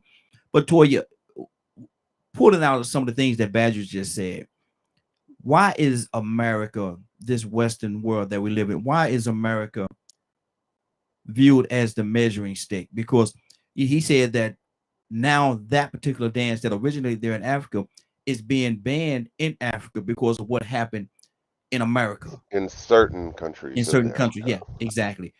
So why is America viewed as the measuring stick? Toya? Hello. Yes. Yeah. I don't know. I think it's because, whether we want to face it or not, people look at America as the most powerful country. That's why they don't try us. And they risk their lives dying to get here to try to just take advantage of the dream that they hear of that they don't have in their places. So I think that's the reason why they think it's a measuring stick, because, what they hear is better than where they're at. You know what I mean? Even though we might not understand it, I think people from other countries that come from a more deprived place with stricter laws, people do what they want to do there. So, I would think they feel like we've earned that right because we're the most powerful country. Everybody wants to come here to get better, to be better than what they have. And I think that that's a gauge that people use. But I think that we need to look at the banning of certain things, because we call ourselves growing civilized as time goes on. And when people start to think that they're civilized, some minute things that we do, they want to make a big deal out of, and at the same time, they can be challenged. You understand what I'm saying? And this is just a disease that America does. It's American, the lie that we live, the dream, the trance that we're trapped in, that has us pointing fingers at people when we're everybody, something is doing something wrong. But I still think that, every other country look up to us as they want to be like us. They want to be this powerful, even though we know, we struggle over here with a lot of different things. Exactly. But it's a lot more brutal in places where these people come from. So, hey, I think they need to use us, and that's why we need to acknowledge. We need to make some changes, And I just want to say this before I go. When we look at Black people on television, look at the roles we play. Look at the example. We do more than twerk for money. We do more than strip for money. We do more than sell drugs for money. The roles we accept don't exactly display the Black woman and the Black man in the right light. And sometimes when I look at Tyler Perry, I get a little upset because it's like he pick a lawyer, but then he doesn't show the example of a strong Black man. It's like he's still soft and squishy, And then when he's so strong, it's Denzel Washington as the crooked cop. You know what I mean? That's a drug pusher. And that's really starting to bother me. It didn't bother me before, but it is now. So that makes me think about this is what people in other countries have to depict off of Black people. And, I just think that it's up to us to stand up and represent ourselves with everything we do. All of our choices and decisions, whether it's movies, whether it's being a drug dealer, whether it's being a stripper, whether it's being a twerker. I just think that we need to think about greatness and excellence when we make our moves. And maybe that'll change the way people look at us. Exactly. Rico, you had something on your heart, brother?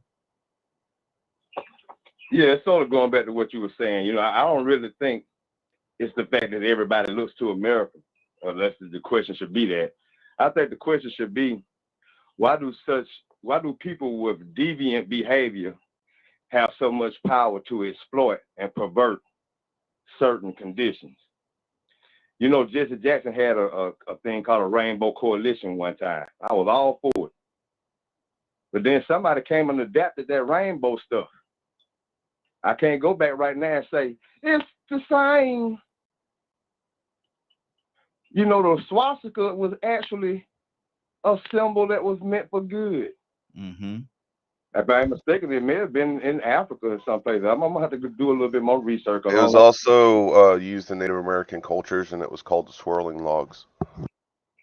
But see, the thing is, what does it represent now? What message does it represent now? Who took it and perverted the message?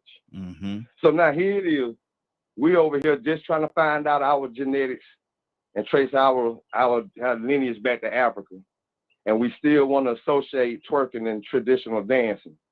I was glad that sister came on and said what she said, because there's a time and a place for everything. And everything has to make sense. You have to be aware of the intelligence and the logic of what you're doing.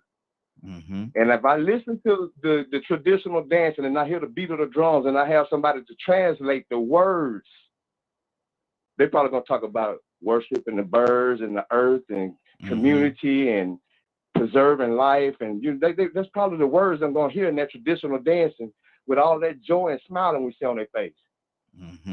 But just as soon as we hear tip drill, them women get a different look in their eyes. And the words that come out of that song, the words that come out of WAP, the message, the lyrics, they're not the same. It's a different context.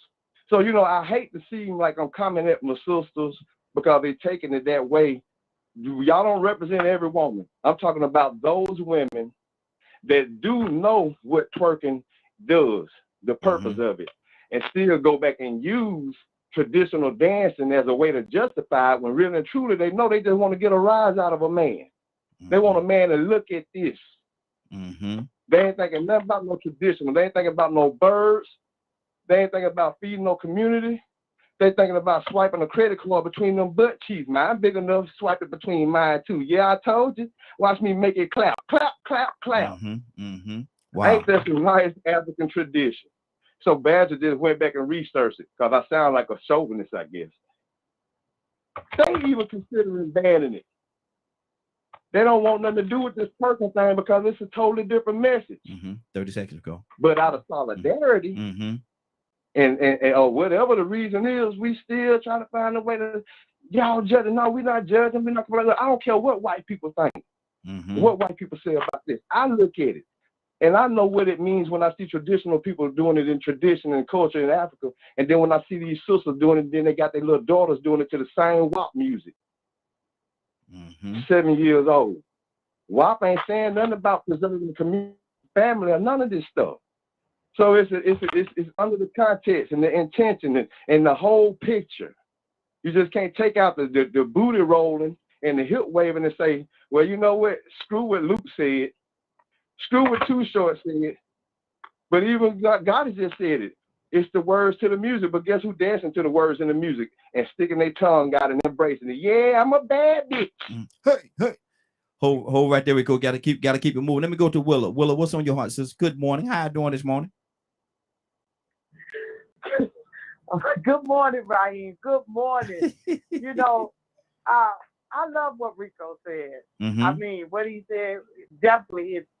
That's why I'm kind of laughing, because I mean it's funny, but it's not funny. Because I thought about the times when we used to dance and they used to do the dog and all of that. You know, that was just dancing then. You know, when you look at our culture, we are such talented people. We are. And then you find other cultures trying to mimic what we do. I'm not, you know, I'm not prejudiced at all. But we are so talented that they have to take some of the things that we do and turn it into something else. Even though what Rico said was true, based on a lot of things that I see with a lot of people nowadays, the twerking and all the bootylicious and all that other stuff. We know what that's all about. Come on now. We know what that's all about. And I'm glad that, like I said earlier, who makes the decision? Women, based on a lot of things that they do. And men are definitely recognizing it. You know what I'm saying, Raheem? So I just believe that it makes a different statement for our culture now. You know, the line dancing is great. But yeah, when you started teaching your 7-year-old children and your 5-year-old girls how to twerk, you're not realizing what you're doing. Out there, you got a lot of pedophiles out there. Yeah, exactly. And you're teaching them to do things that they don't understand. So yeah, it just takes that knowledge to teach, because you have to do that, even with our dancing. Absolutely. And that's what's on my heart, Raheem. Absolutely. Good deal. Pete, talk to me, brother. Cap, come to you next. What brought us on this subject today? Well, we started out talking about if you're in a relationship with someone. Okay, but what got us on the twerking subject? It just transitioned that way. It just transitioned. It was said that it's similar to the African dance. Okay, so it don't have nothing to do with the senator lady. No. Okay. Yeah, because see, my perspective is this. A lot of these, you know, we just having a general conversation, so I missed that point. So I'll take that clarity. But in my years of living in this country, we acclimate to others' opinions and perspectives of ourselves, and it's at an all-time zero now. It's at an all-time zero. It should be with all of us. We need to just start calling a spade a spade. You live in a demonic system, under a demonic system, with some people that are outright aligned with wickedness and wrong, and have been ever since they've been, and definitely since they've been here. Now, I ain't saying every last single one of them, but their system, how they function, how it operates, their intent of their heart, where they are, the type of being that they are. And for us to value anything that they value, consider anything that they have to say, is repugnant. Should not be under no circumstances. That's what I'm really hearing and saying, because it's ridiculous. It's beyond ridiculous. How dare you, with your track record, have something to say about anything? Clean up your own house. When we try to clean up our house, you stop us. When we try to do something to advance ourselves, it's an impediment. We don't want to play this game no more. Man, stay in your lane. I'm telling you, shut your mouth. For real. Keep your opinion to yourself. Clean up your own house. Get your stuff together. Learn how to do right. Do you know what right is? Can you divide between right and wrong? We got our individual responsibility. We always talk about collective responsibility. Most definitely, we should do what we know is right. We should not do what we know is wrong. But man, look here. listening to these people and their opinions of us, boy, I can't even say it. Wow. Captain, what's on your heart? Well, it's quite a bit. I had just got through looking at a video on YouTube where Mike Wallace interviewed the minister. Everybody went viral because the minister told Mike Wallace a new one. He had the nerve to say that you, Farrakhan, visit Nigeria, one of the most corrupt nations in the world. And the minister said, Mike, you are not in no moral position. Talk about corruption. They 35 years old and America's 250. They never dropped a bomb on nobody. They didn't come and robbed and took advantage of the Native American people. How dare you become some moral authority about us? I like that because that's what we're talking about. How dare any one of them become a moral authority about our behavior? If our women twerk, okay. Do men find it somewhat exciting? I do. Do I think I would like to see my daughter's mom? No, of course not. Do I think it should be done in the privacy of any party and the people? Yes, but there used to be a song called, y'all remember this song, Tootsie Roll? Do the Tootsie Roll. Y'all remember that song? Yeah, absolutely. Oh, it was a different kind of body movement, wasn't it? Wasn't it a different kind of body movement, people? That was the Tootsie Roll. We always find, and let me say this to the brothers. Women had a problem with every time Michael Jackson got out there and danced and he grabbed his crouch. That had begun to be a new thing. The brothers grabbing their crouch. How did that feel like when you see a man grabbing his Johnson all the time? Back in the day when I grew up, that was a fad. The brothers would hold that. We stand on the corner holding that crouch. We have some things that we're not proud of. But we are people that seem to always copy things. That seems to be our tradition. We copycats. But I want to say this. Our women are the most beautifulest women on the planet. I'm sorry. You can get mad at me and say what you want. But when you look at the black woman, for those in the back that didn't hear you, brother, we didn't hear you. Say it again. I said, let me say this. Lord. That black woman is the personified of geometry, shapes, curves. You won't find that on any woman. That is with the beauty of God's creation for our women. She has always been the most sought after woman on this planet. And when we look at her, we see the beauty. That's why we in the Nation of Islam or Muslim say, cover it up, sister. God, dog, cover it up. Please, Lord, cover it up. I can't think if you got that thing out. You showing them curves and swerves, man, Lord. That's why you can get a man to go in the war if you promise him the booty. Why they call it the booty? Why is the promise of a man going to war if you go in there and we conquer the enemy? Guess what you get as the prize? The woman. You get the booty. Where are we going to fight at? What next war we going at? She has always been used 30 seconds. And the persuasion of men. And I think we need to just move on and let's move away from this subject. It is what it is. Let's go to something that's more meaningful. And I'm sorry, I'm not trying to tell you how to run your show, Raheem, but I mean, I'm just, she's beautiful. Let them do it like everybody say. Let us stop trying to judge our people.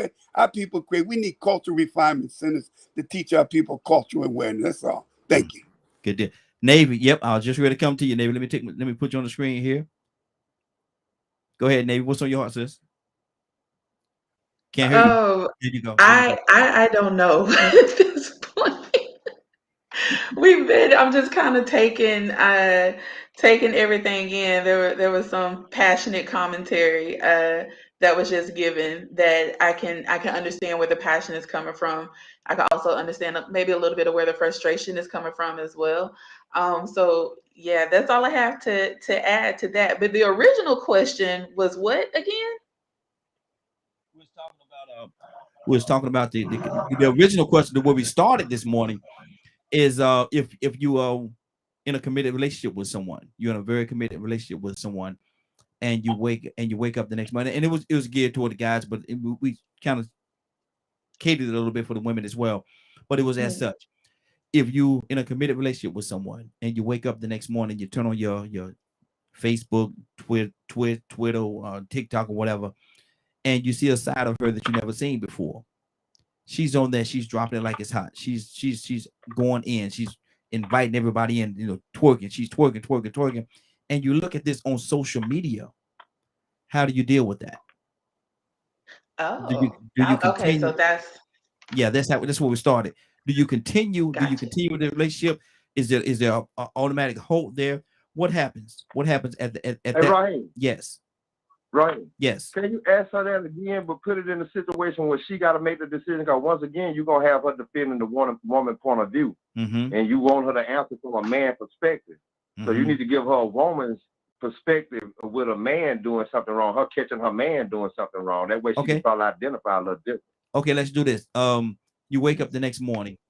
Your significant other, the one that you're committed to, told you that I'm going out of town on a business trip. I have to go take care of some business out of town. I'll be back in a couple of days. You go on TikTok or wherever it is, and random videos just pop up, and you see a video. Some lady done posted a video in a man's men's review. When a man come out and do the dance, whatever they call it, and you look, you say, hold on, that's Johnny. That is Johnny. And then your phone rang. Good morning, baby. How you doing this morning?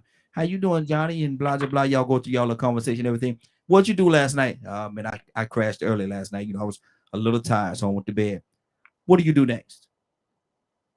Now, you seen the video. Oh, Lord. Let me. That's a tough one because for me, honestly, like my first thought is I think it's fair to say every woman would say some very choice words and just call it what it is.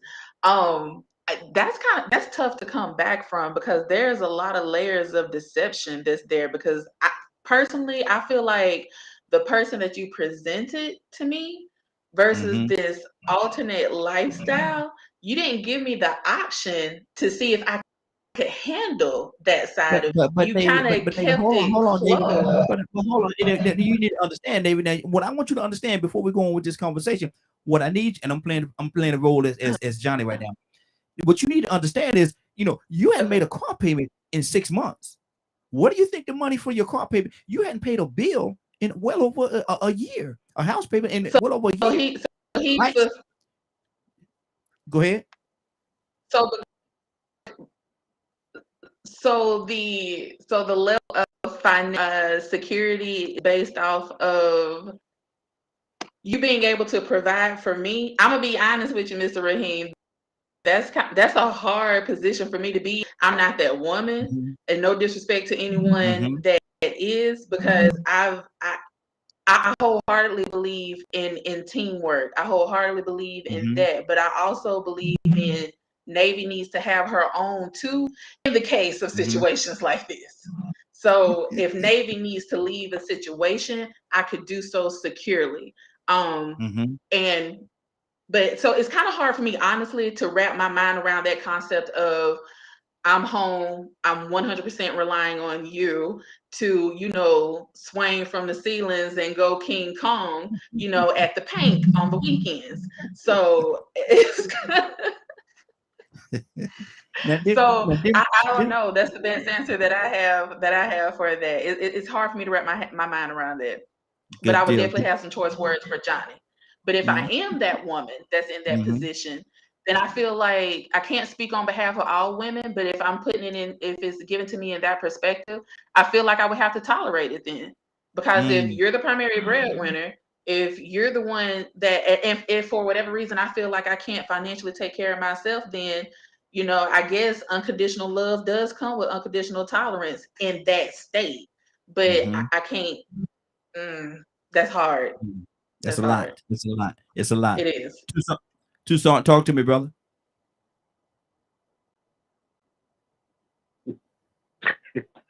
I don't know. I don't want to be. It's amazing how when we give our opinion, we become judgmental. So I'm lost when we should. I don't know. In this society, everything is acceptable. And if you have any objections to what's acceptable, then you are I don't know. You like go to the side somewhere because you don't belong, because you have you too uppity, or you super spiritual, or you here you go talking about what's right and wrong, how you know what's right and wrong, and who are you to tell me how to live my life, and just shut up. But the direction that we're going as a society leaves us a question. If we keep going in the direction that we're going, where are we going to wind up? Somebody has to ask that question. Or if we don't ask that question, are we doomed? I don't know. If you go ahead and say, okay, don't you tell me how, don't you give me no instructions on how to conduct myself as a person. Sure, I'm bringing the money in. Shut your mouth. You ain't paid a bill in over a year. You ain't paying the bill in over a year. Ain't paid now bill. By any means necessary. I mean, if the bills are being paid, who cares if I got winks out? I said winks. I meant something else. But can you imagine me? In my capacity, or whatever you want to call it, and I'm just a person. But I say some things, and I try to say that I stand for some things. But suppose you wake up in the morning and here's the newly elected pastor of what, and I'm just saying, that doesn't mean anything to me. Positions and titles don't mean anything to me. Period. I just want to work. I want to just do. Okay? But what I'm saying is, suppose you wake up in the morning and, hey, my brother Tucson is slashing his winky on social media. Cassandra. And I'm just saying. Cassandra, what are we going to do? Remember the preacher that had his chest out? Just his chest. And he was showing his muscles. They were saying that's a dirty low down chain. For real.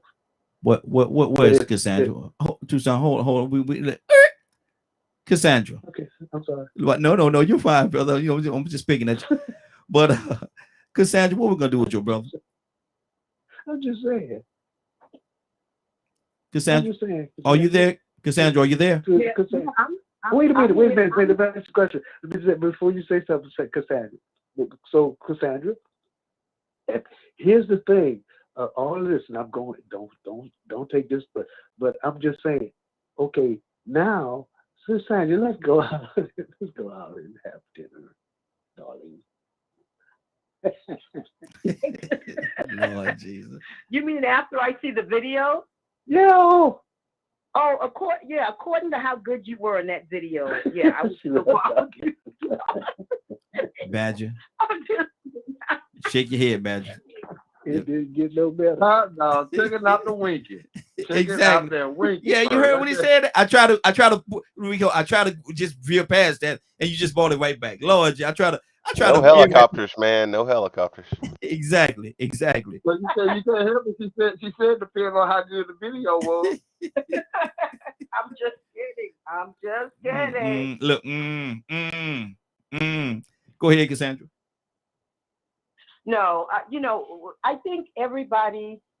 This is what I and I say this all the time. This is what I love about DKM Morning Glow, because we all have different opinions, different perspectives that we see things from, and I can agree with everyone's perspective because that's from their perspective or their opinion. Yes. And of course, I want to see everybody do right.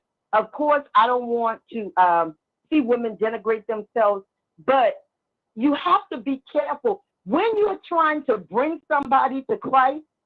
The way to do it is not to go at them and say, you know, you're a stripper, you need to get out of this club. But that's not how God taught me to do it. I'm sorry. And I've seen several strippers come out of that business and do other things. But that's not the way God gave it to me. If that's the way God gives it to you to handle them and, you know, condemn them, because let me tell you something.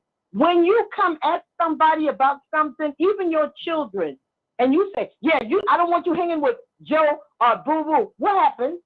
They're going to hang with them. They're going to go with that. That's where they're going. So the way that I've learned to deal with people that are in the entertainment industry, whatever they're doing, I treat them with respect. I let them see my example. I spend time around them. We'll go to lunch. We'll go to dinner, breakfast, whatever. But I don't use that, girl, you need to come on up out of that club making $5,000 a week and go to do something making $10, $20. Listen, that's not how you're going to win them. So it's just about approach. So I definitely agree with everyone on the panel, and I respect their perspectives on how they think, things are or how they should be. And so there is nobody on here that I disagree with. We all have our own opinions about how we think things should be. Exactly. That's good. That's good. Badger, you had your hand on Badger? Yeah. You know, now that I know what the original topic was, I wouldn't have to worry about that. My wife has enough respect for me not to do that, and I have enough respect for her not to do something like that. I mean, I'm too ugly to do that anyway. But Lord Jesus. But because we study and we research culture and what dances mean and things like that, so a lot of times when we do things, it's for the reason they're for. So, you know, we work hard to hold on to the heritage and culture that are in our bloodlines.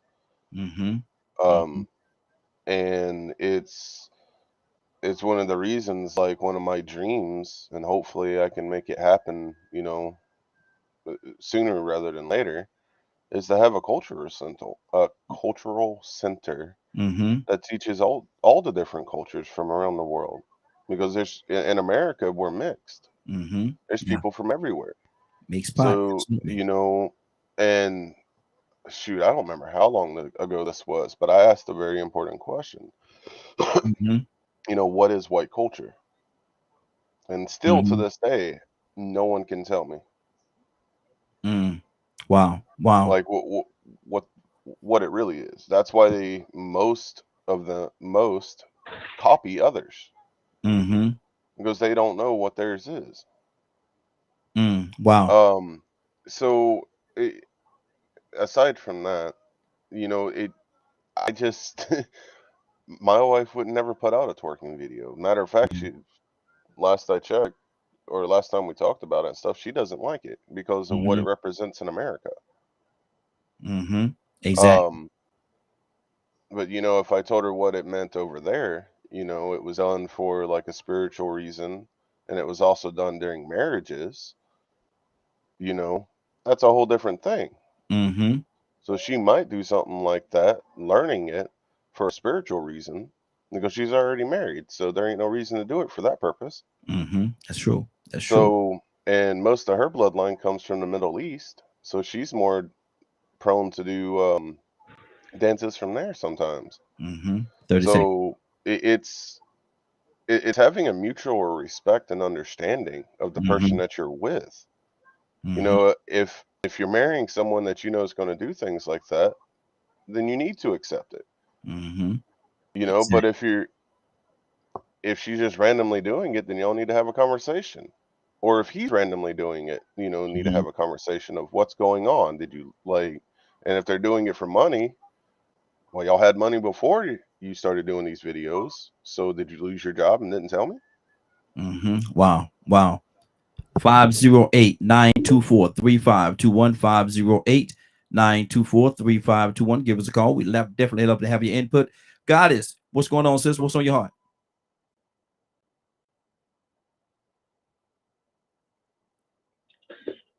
Wow. Actually, Badger, you took the words right out of my mouth. I see a lot of people, pointing fingers, but they're not looking back at the four more that's pointing back at them. What's causing this woman to want to go out here and do that? Are you not giving her the intention? Are you doing something that you're not supposed to do? Are you actually just not going to work? Are you spending more time doing other things other than trying to with your homeboys or whatever, and they out doing whatever? Are you not giving her the attention that she feels like she deserves? Because it sounds like it's something of that, like the Adam and Eve thing, I don't know, but that would be a major concern for me. And then also, I don't know how many people paid attention to Players Club. There's a lot of women who paid their way through college, and went for dancing. And that's all they did was dance. They didn't do more than that. And they didn't dance off of negative music to that point. So I applaud those that did, because Cassandra said one thing: if I'm making $5,000 a day, what can you say to me if I'm out here doing what I'm supposed to do and handle what I'm supposed to be handling? And I'm in school, I'm doing what I'm supposed to do, but I'm making a way that I need to make, and the income that I need to make in order to pay for my college or my tuition. Okay. Rico, I see you, brother. I see your response. What's on your heart? Nothing, man. Look, I'm like Captain This, man. I love my sisters, man. And regardless of what white people think of them, what I feel when I see them and how they make me feel means a lot. When I see how they represent themselves, it means a lot to me to see my sisters be strong and logical. And so when I asked you to ask that question, thank you, Navy, for coming in, because I've been loving everything you done had to say. Off the top of it, and I got a little extreme early. I do that sometimes, I get a little funny, but I don't want anybody to get the misperception of what my intention is. So I had Raheem to change that question for you. And I was hoping he would have did the same thing for the other sisters, because it was sort of giving a woman the situation to think what a man should feel if he saw a woman twerking. So I'm hoping now we hear this question, we can say, what if you see your significant other behaving in an unacceptable manner? That way we don't put twerking on it, and we don't concentrate on twerking, because that's what happened. He just tried to give an example, and we concentrated on twerking, and then we couldn't put it in the situation of a woman finding out a man's unacceptable behavior. And then in the process of it getting answered, it turned into the normal tactic. Well, why she do it? What you do? He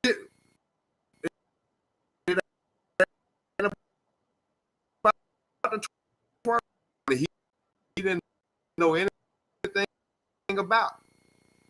And the same thing for a man that's behaving in a way that she has no clue about.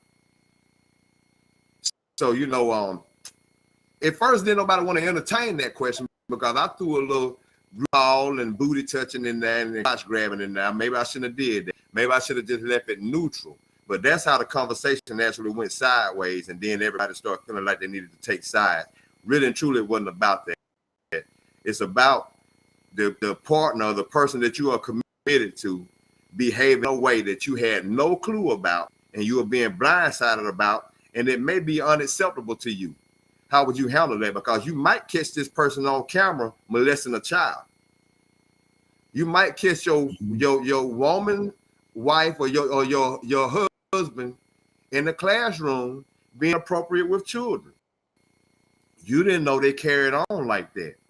So it's bigger than a man and a woman, and that's the direction it started going in. And I definitely didn't mean for it to go in that direction. I was actually trying to be neutral when I bought that to Goddess, to give her the perspective of speaking from the point of view of a woman finding out about a man's misbehavior that was unacceptable. So I wanted anybody to get it, misconstrued what I felt. I don't bash women. I love my sisters, but this is a call about what's acceptable from your spouse or your significant other and what's not acceptable.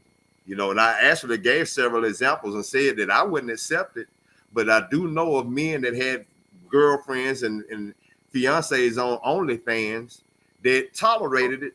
And then those women gifted those guys with Ferraris and stuff like that, just to show their appreciation for accepting what they did.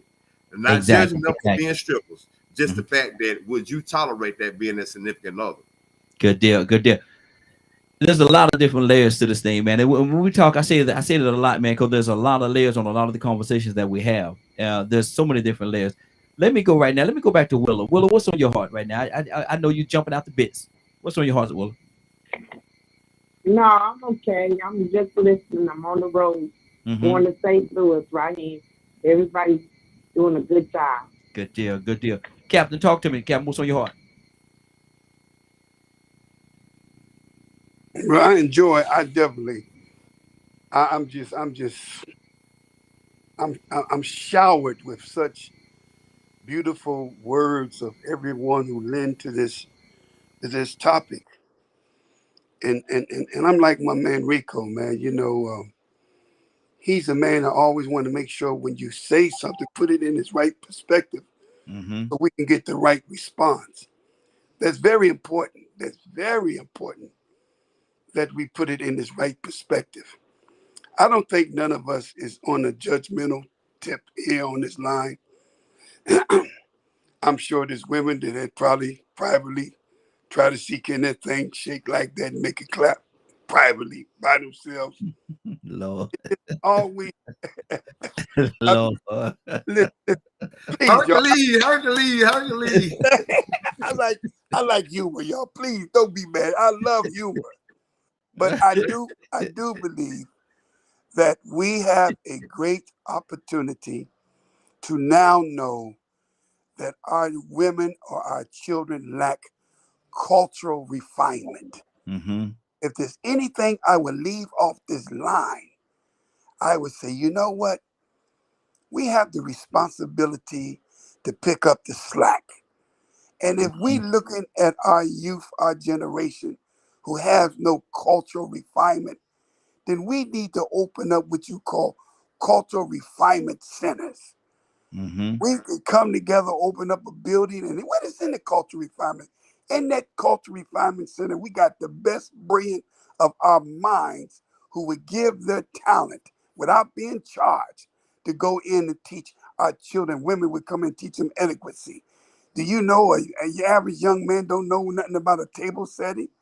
I had to learn adequacy traveling with the minister around the world, a table setting. This the fork, this the salad. Certain things they just don't know.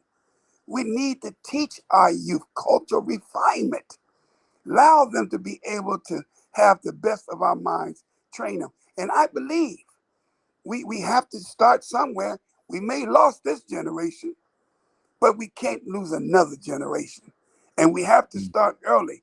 For we know in our community, we need norms. We need established rules of conduct and behavior. We need them bad. And I do believe the men is responsible to execute and enforce norms. I just believe that because of our traditional from Africa. So I just think this is with my mind at. I'm like, wow, we need cultural refinement centers. We need our people would do better if they taught better. Thank you for giving me my time. Absolutely, absolutely. Curtis, let me ask you a question. Curtis, you with us? I'm on you. Okay. Curtis, if I got say if I get 50 young men together, young men aged between say 12 and 17. Age 12 and 17. I have a stack of $50 bills and a stack of $100 bills. And I asked them men, I said, look here, I'm gonna put y'all on a line in front of a table. I want you to tie a regular tie and I want you to tie a bow tie. If you tie a regular tie, I'll give you $50. If you make a bow tie, if you tie a bow tie, I'll give you $100. How safe would my money be?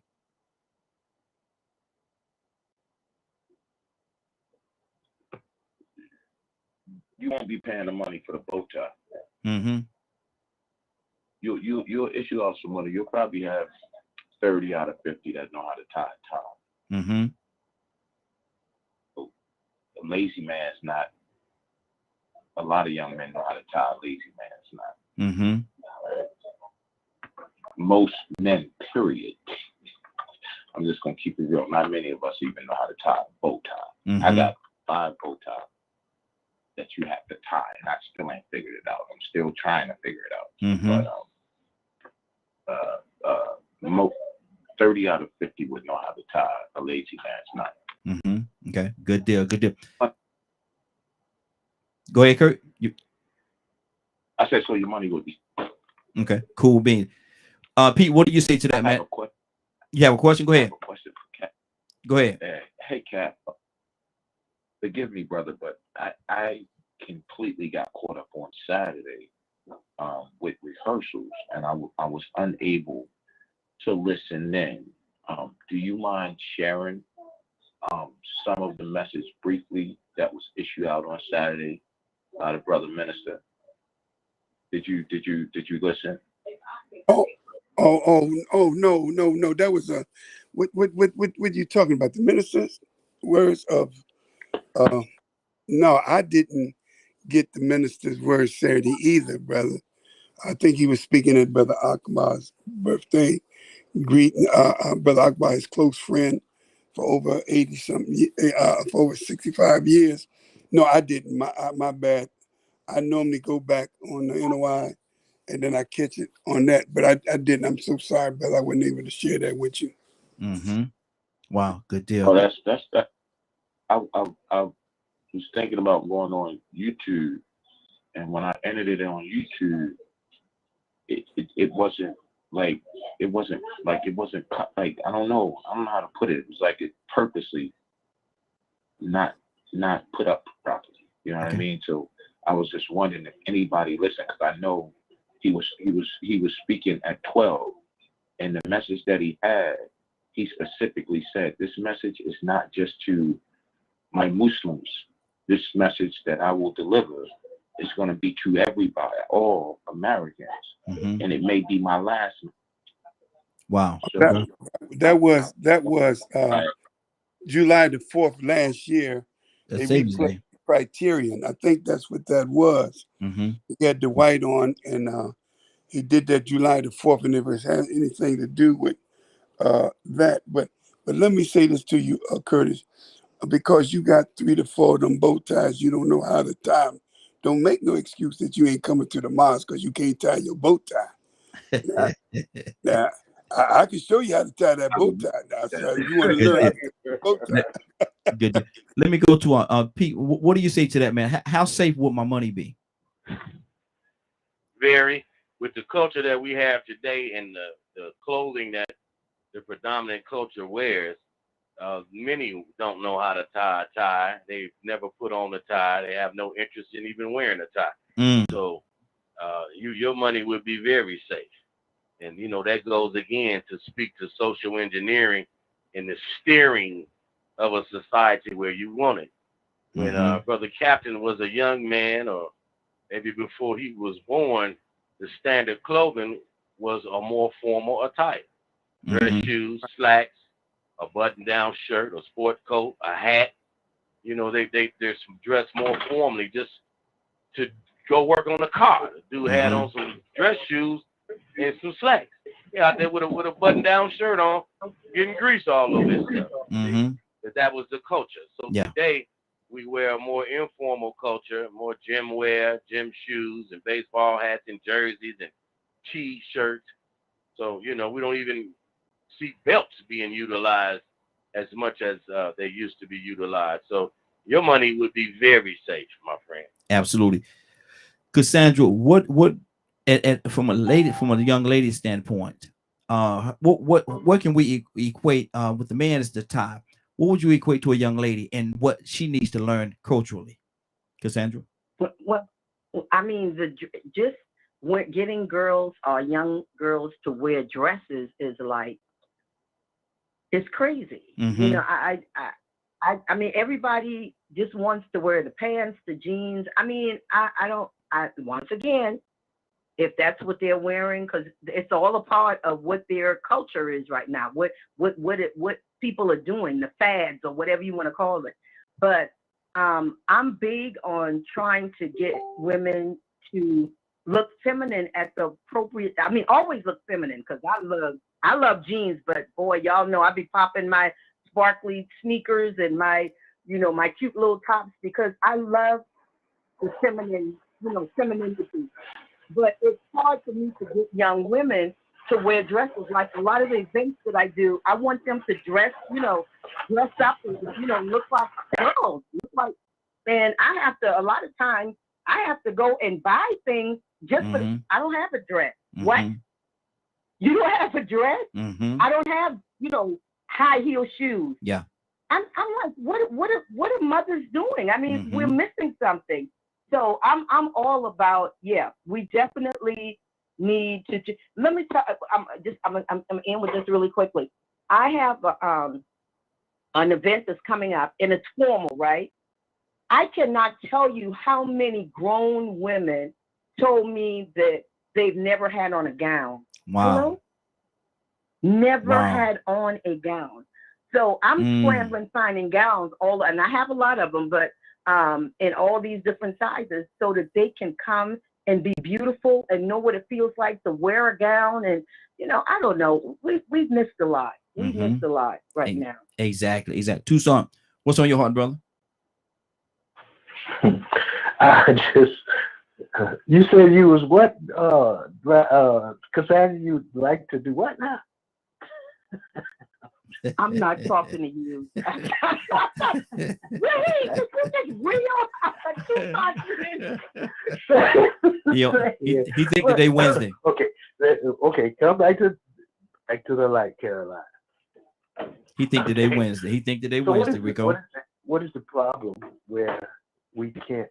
Because I got a daughter. I have one daughter. Okay. And let's ask ourselves, how do you want your child to present themselves? Because somebody's going to look, okay?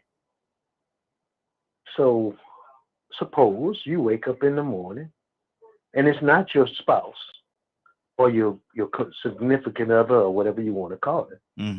It's your child. It's your child. So what is your reaction now? I'm just asking for a friend. Yeah. I know what you're saying. Because I don't want to be sound like I'm criticizing or casting a judgment. So I have to because I had to do this at one time. I had to tell a relative. I said, this might be good for you, for a friend that you're trying to make an appeal to. But you got to remember your father, your uncle, your brother, and your son is also looking. As you shake that thing, that sauce be gone. Oh Lord. I'm gonna change up just a little bit. Anybody else want to say something about this particular topic right here? I'm gonna change up a little bit just for a second. And where I want to go right now. Let me go to Toya. You still with us? Yeah, I'm here. Okay. Toya, if in order for a person, now listen to this, it's gonna sound a little different, but in order for a person to actually have a child, they had to go and fill out an application to have a child. But not before man, but before God, based on how they live their lives and different things that they've done. How many applications would be denied?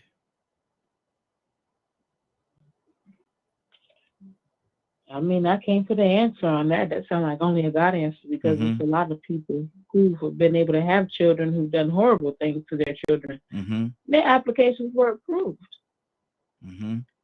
So much that we don't know as humans.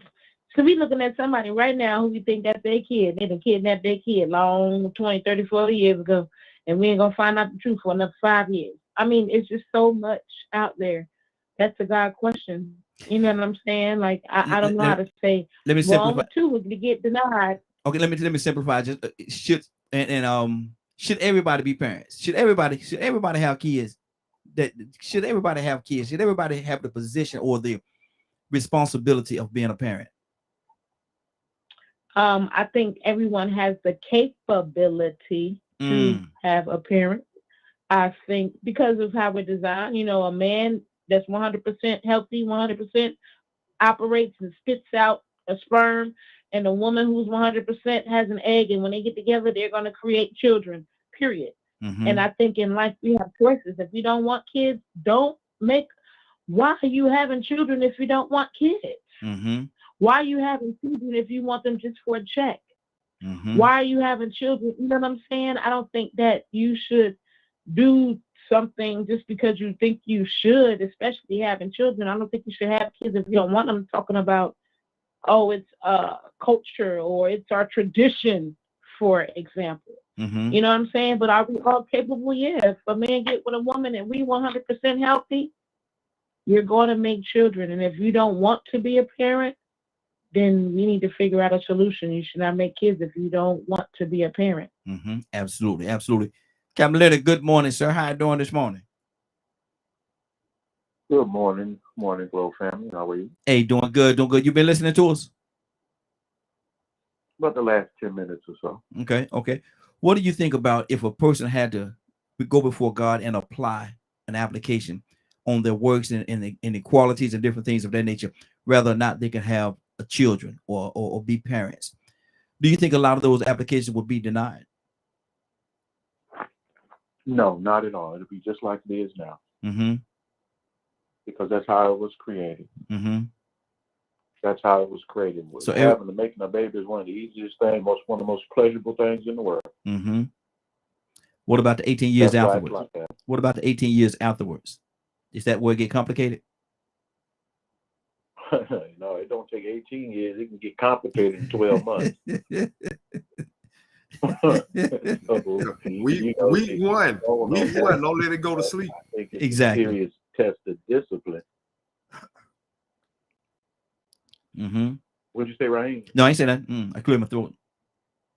Oh, but it's a serious test of discipline.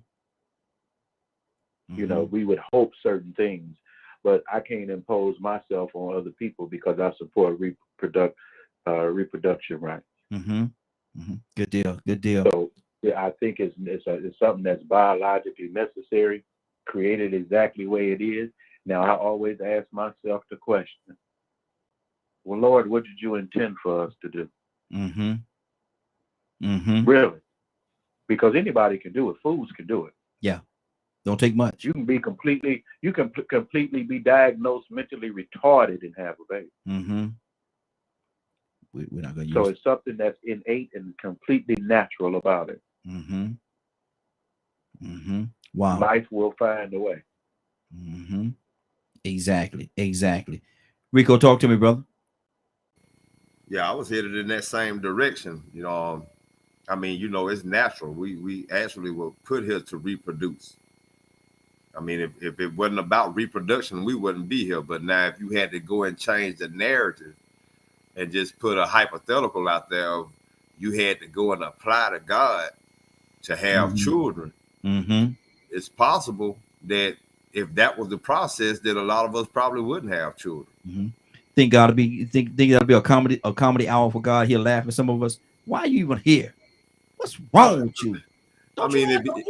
If he was humorous like that, but I'm pretty sure he wouldn't have a problem dismissing some people if that was his process for not being prepared. Because you can ask the same question in another way. Do all children have good parents? Nope. Exactly. So I mean, with that being said, it's a possibility that if that was the situation that God created, and that was the process that we had to go through to be okay to reproduce, it'd probably be a lot of sterile people that wouldn't be able to reproduce until they were maybe 40 years old. I tried to go to Ibrahim, but I think Ibrahim keep jumping in and off on the phone line, so I can't go to it, brother. But if you're available, give us a call back. I want to hear your input on this thing as well. Captain, what do you say to it? Ask that question again, my dear brother. If you had to go before God in order to have children, you had to go before God and fill out an application, and you be accepted or denied. Do you think a lot of people will still have children? Well, we say Allah is the best knower. Mm-hmm. God is the best knower. You know, I can't see what God sees. He able to look down the wheels of time and see if this individual is worthy of a Mm-hmm. child. Mm-hmm. And if he rejected, it's because he see what we don't see. Mm-hmm. And I do think that, you know, that question is the one that, are we all qualified to be Mm-hmm. parents? Exactly. You know, we say all males are not men, but all men are males. Mm-hmm. Because you're a male, that don't make you a man. There was a lady that made a point that they really jumped on her on about a transgender female, male who became a female. And she made a statement, well, you can be a female in gender, but that don't make you a woman. Mm-hmm. Oh, what did Wow. she say that for? What did she say that for? They jumped all on her on the Morgan show. Mm-hmm. But she made a point. I don't care how you change your sex. Mm-hmm. That don't make you. And even though we want to see people with children, that don't make them a parent. Mm-hmm. They can have, Mm-hmm. and dogs can have babies. Mm-hmm. And the male dog, he leave after he get the female dog. You ever see the male dog hang around? No. Man, he go do his bidding, get her pregnant. He gone. Mm-hmm. Is he bad? That's a poor father? That's nature. So I think that no, there's some women, some men, some parents ain't fit to raise a cat. I really Mm-hmm. believe that. But Exactly. there are some wonderful, wonderful parents or men and women who are single that if they had the ability to have a child, they would do a Okay. wonderful job. Now, Captain, I want you to address something that's before we go on, before we end the broadcast, because I don't want I know how the audience is. They're gonna say something like they're gonna say something to the fact, or somebody gonna say something to the fact that you're giving the man an excuse, an out, a reason not to be there because you when you use that reference like a dog, he do what he gonna do and he going about his business. There's gonna be somebody, male or female, that's gonna come back and say you just giving a man the excuse not to be a father, not to be there for his children. Address that before we move on. Oh no, there is some dog Negroes out there. Mm-hmm. Mm-hmm. Ain't no question, there's some dogs. Mm-hmm. And I'm not one who would praise a dog because the dog is just one who's locked into a real low nature. That's like, you know, when you look the word dog and you spell it backwards, it's God. Mm-hmm. So I'm not giving credit to the dog, I'm giving credit to the God. And let me say this about that dog. That's why these brothers, young men particularly, refer to the women as bees because that's a female dog. Well, he's Mm-hmm. a dog. Anyone who don't take care of his responsibility, right? That's what he's a dog. And I'm Mm-hmm. not praising dogs. I'm sorry. I'm not. I don't want to give that impression. No, a man must take care of his responsibility. It is moral. I want to put that out there. Moral obligation. When I say it's his moral obligation to take care of it, that means that is his God-given obligation. Not because Brother Dennis said it, not because it's in the Constitution. That's because God made that way for us to Mm-hmm. take care of our women, our children, our elderly. No, Absolutely. brother, I hope that nobody misunderstood me on that point. Yeah, exactly. And I just want to give you opportunity to clear it up because I know how this thing works, man. Somebody gonna go right. No, that's not what he said. Badger, you had something on your heart. Oh man, I definitely wanted to follow up on Dennis. There's a difference between a dog and a wolf. Mm-hmm. The male wolf is the alpha side by side with the alpha female, and that alpha male helps take care of those kids. Mm-hmm. So they can be dogs all they want, but I'm not going to respect them until they're an actual wolf. Mm-hmm.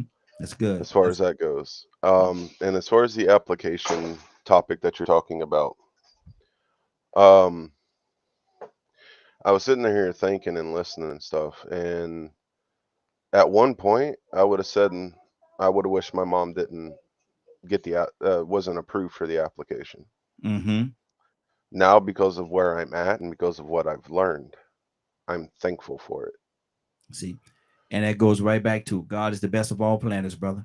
Because of all of the things that I have experienced has led me to be able to be a human being that you allow on this show, that you respect. So it's all of those experiences that made me who I am today. So even though she is pretty much deemed by 90% of the people that she meets to be unfit as a mother, I did come out of her. So, and all the stuff that she did to me, I won't do to anybody else. Exactly. So it taught me how not to be. But that, however, not everyone's like that. That's right. That's right. You ready to get out of here? Let's go to God. Is God, is anything on your heart right now?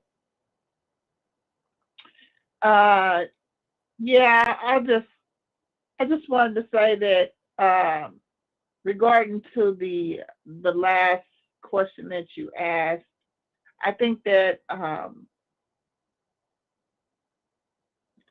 there's a time for everything. There's a time, and I know in my personal point of view, I've made some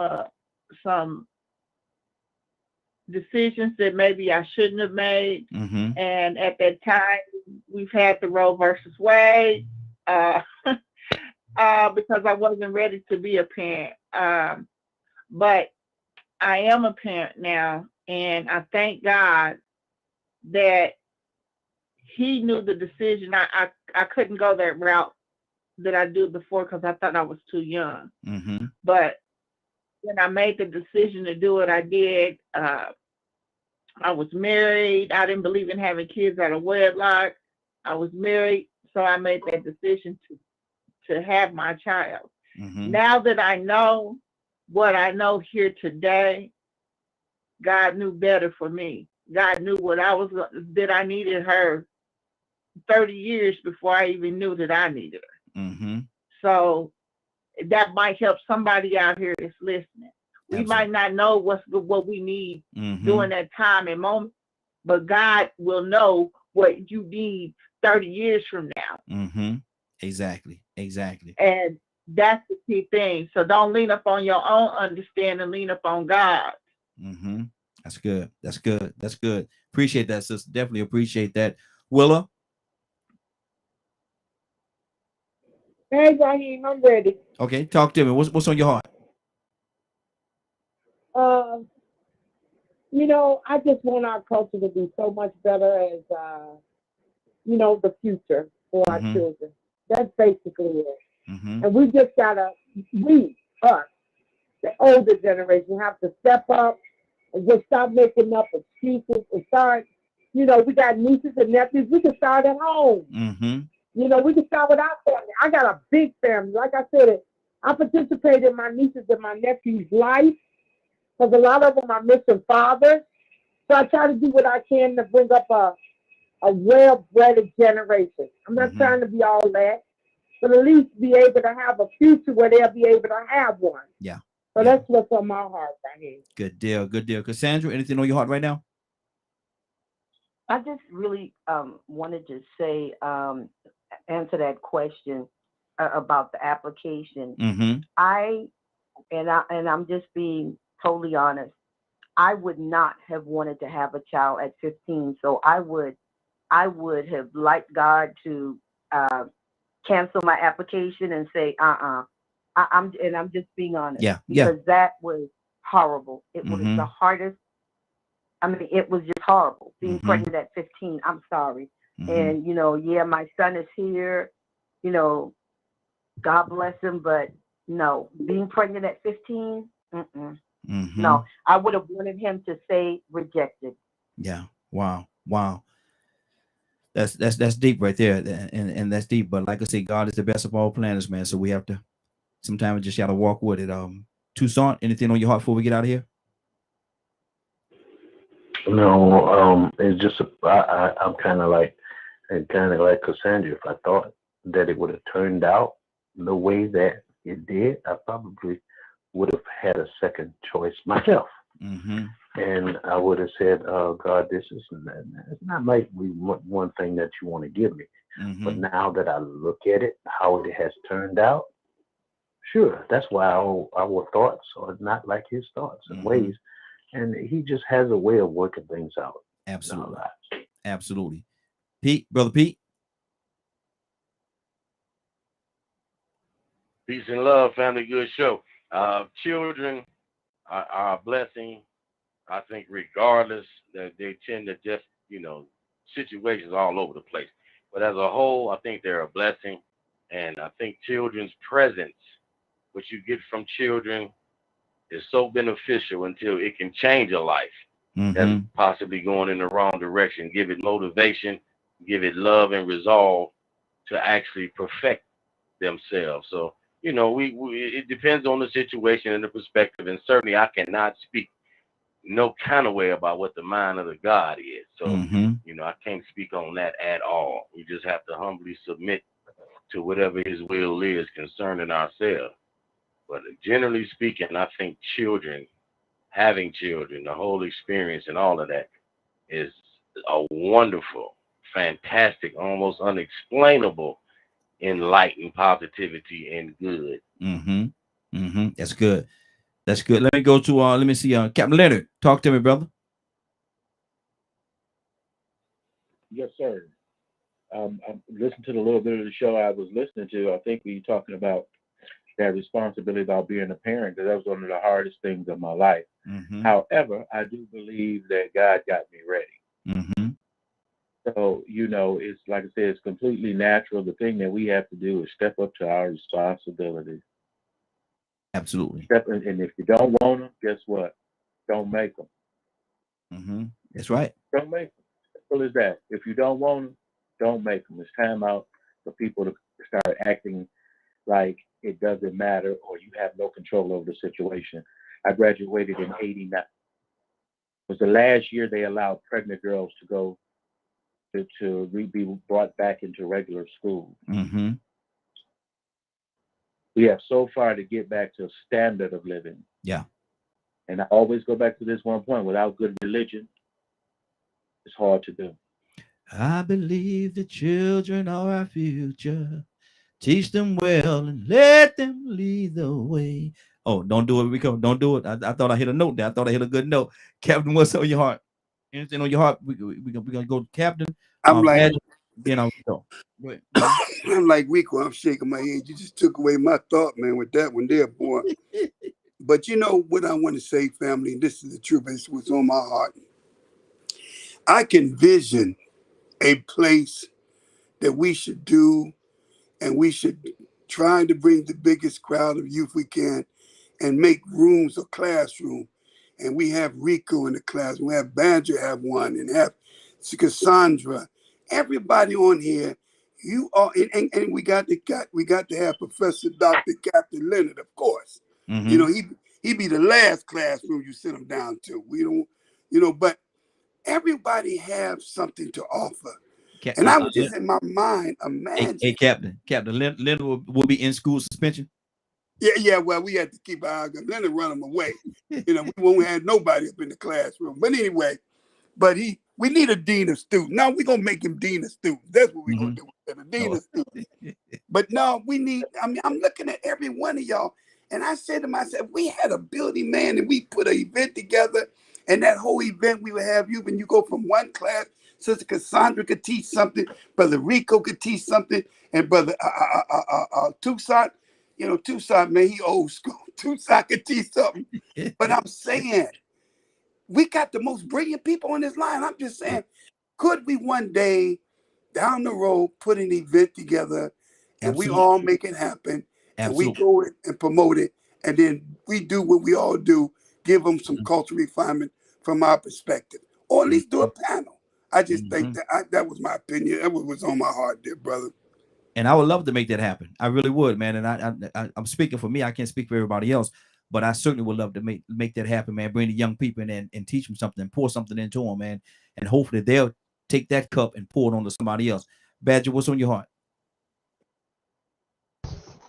Man, I have so much to say.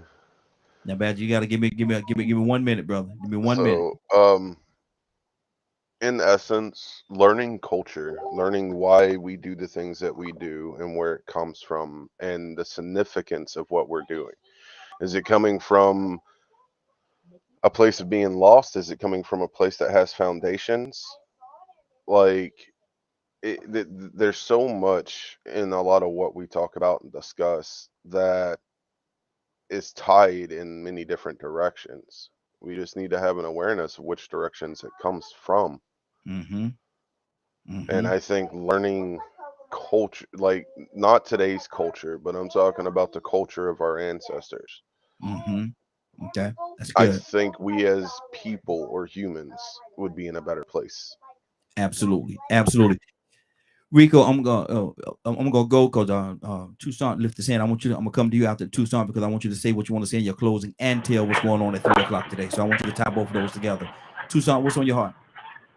No, I'm just seconding that motion, man. I put the first couple of dollars in, and I don't just mean a couple of dollars, Yeah, to see if we could all get together.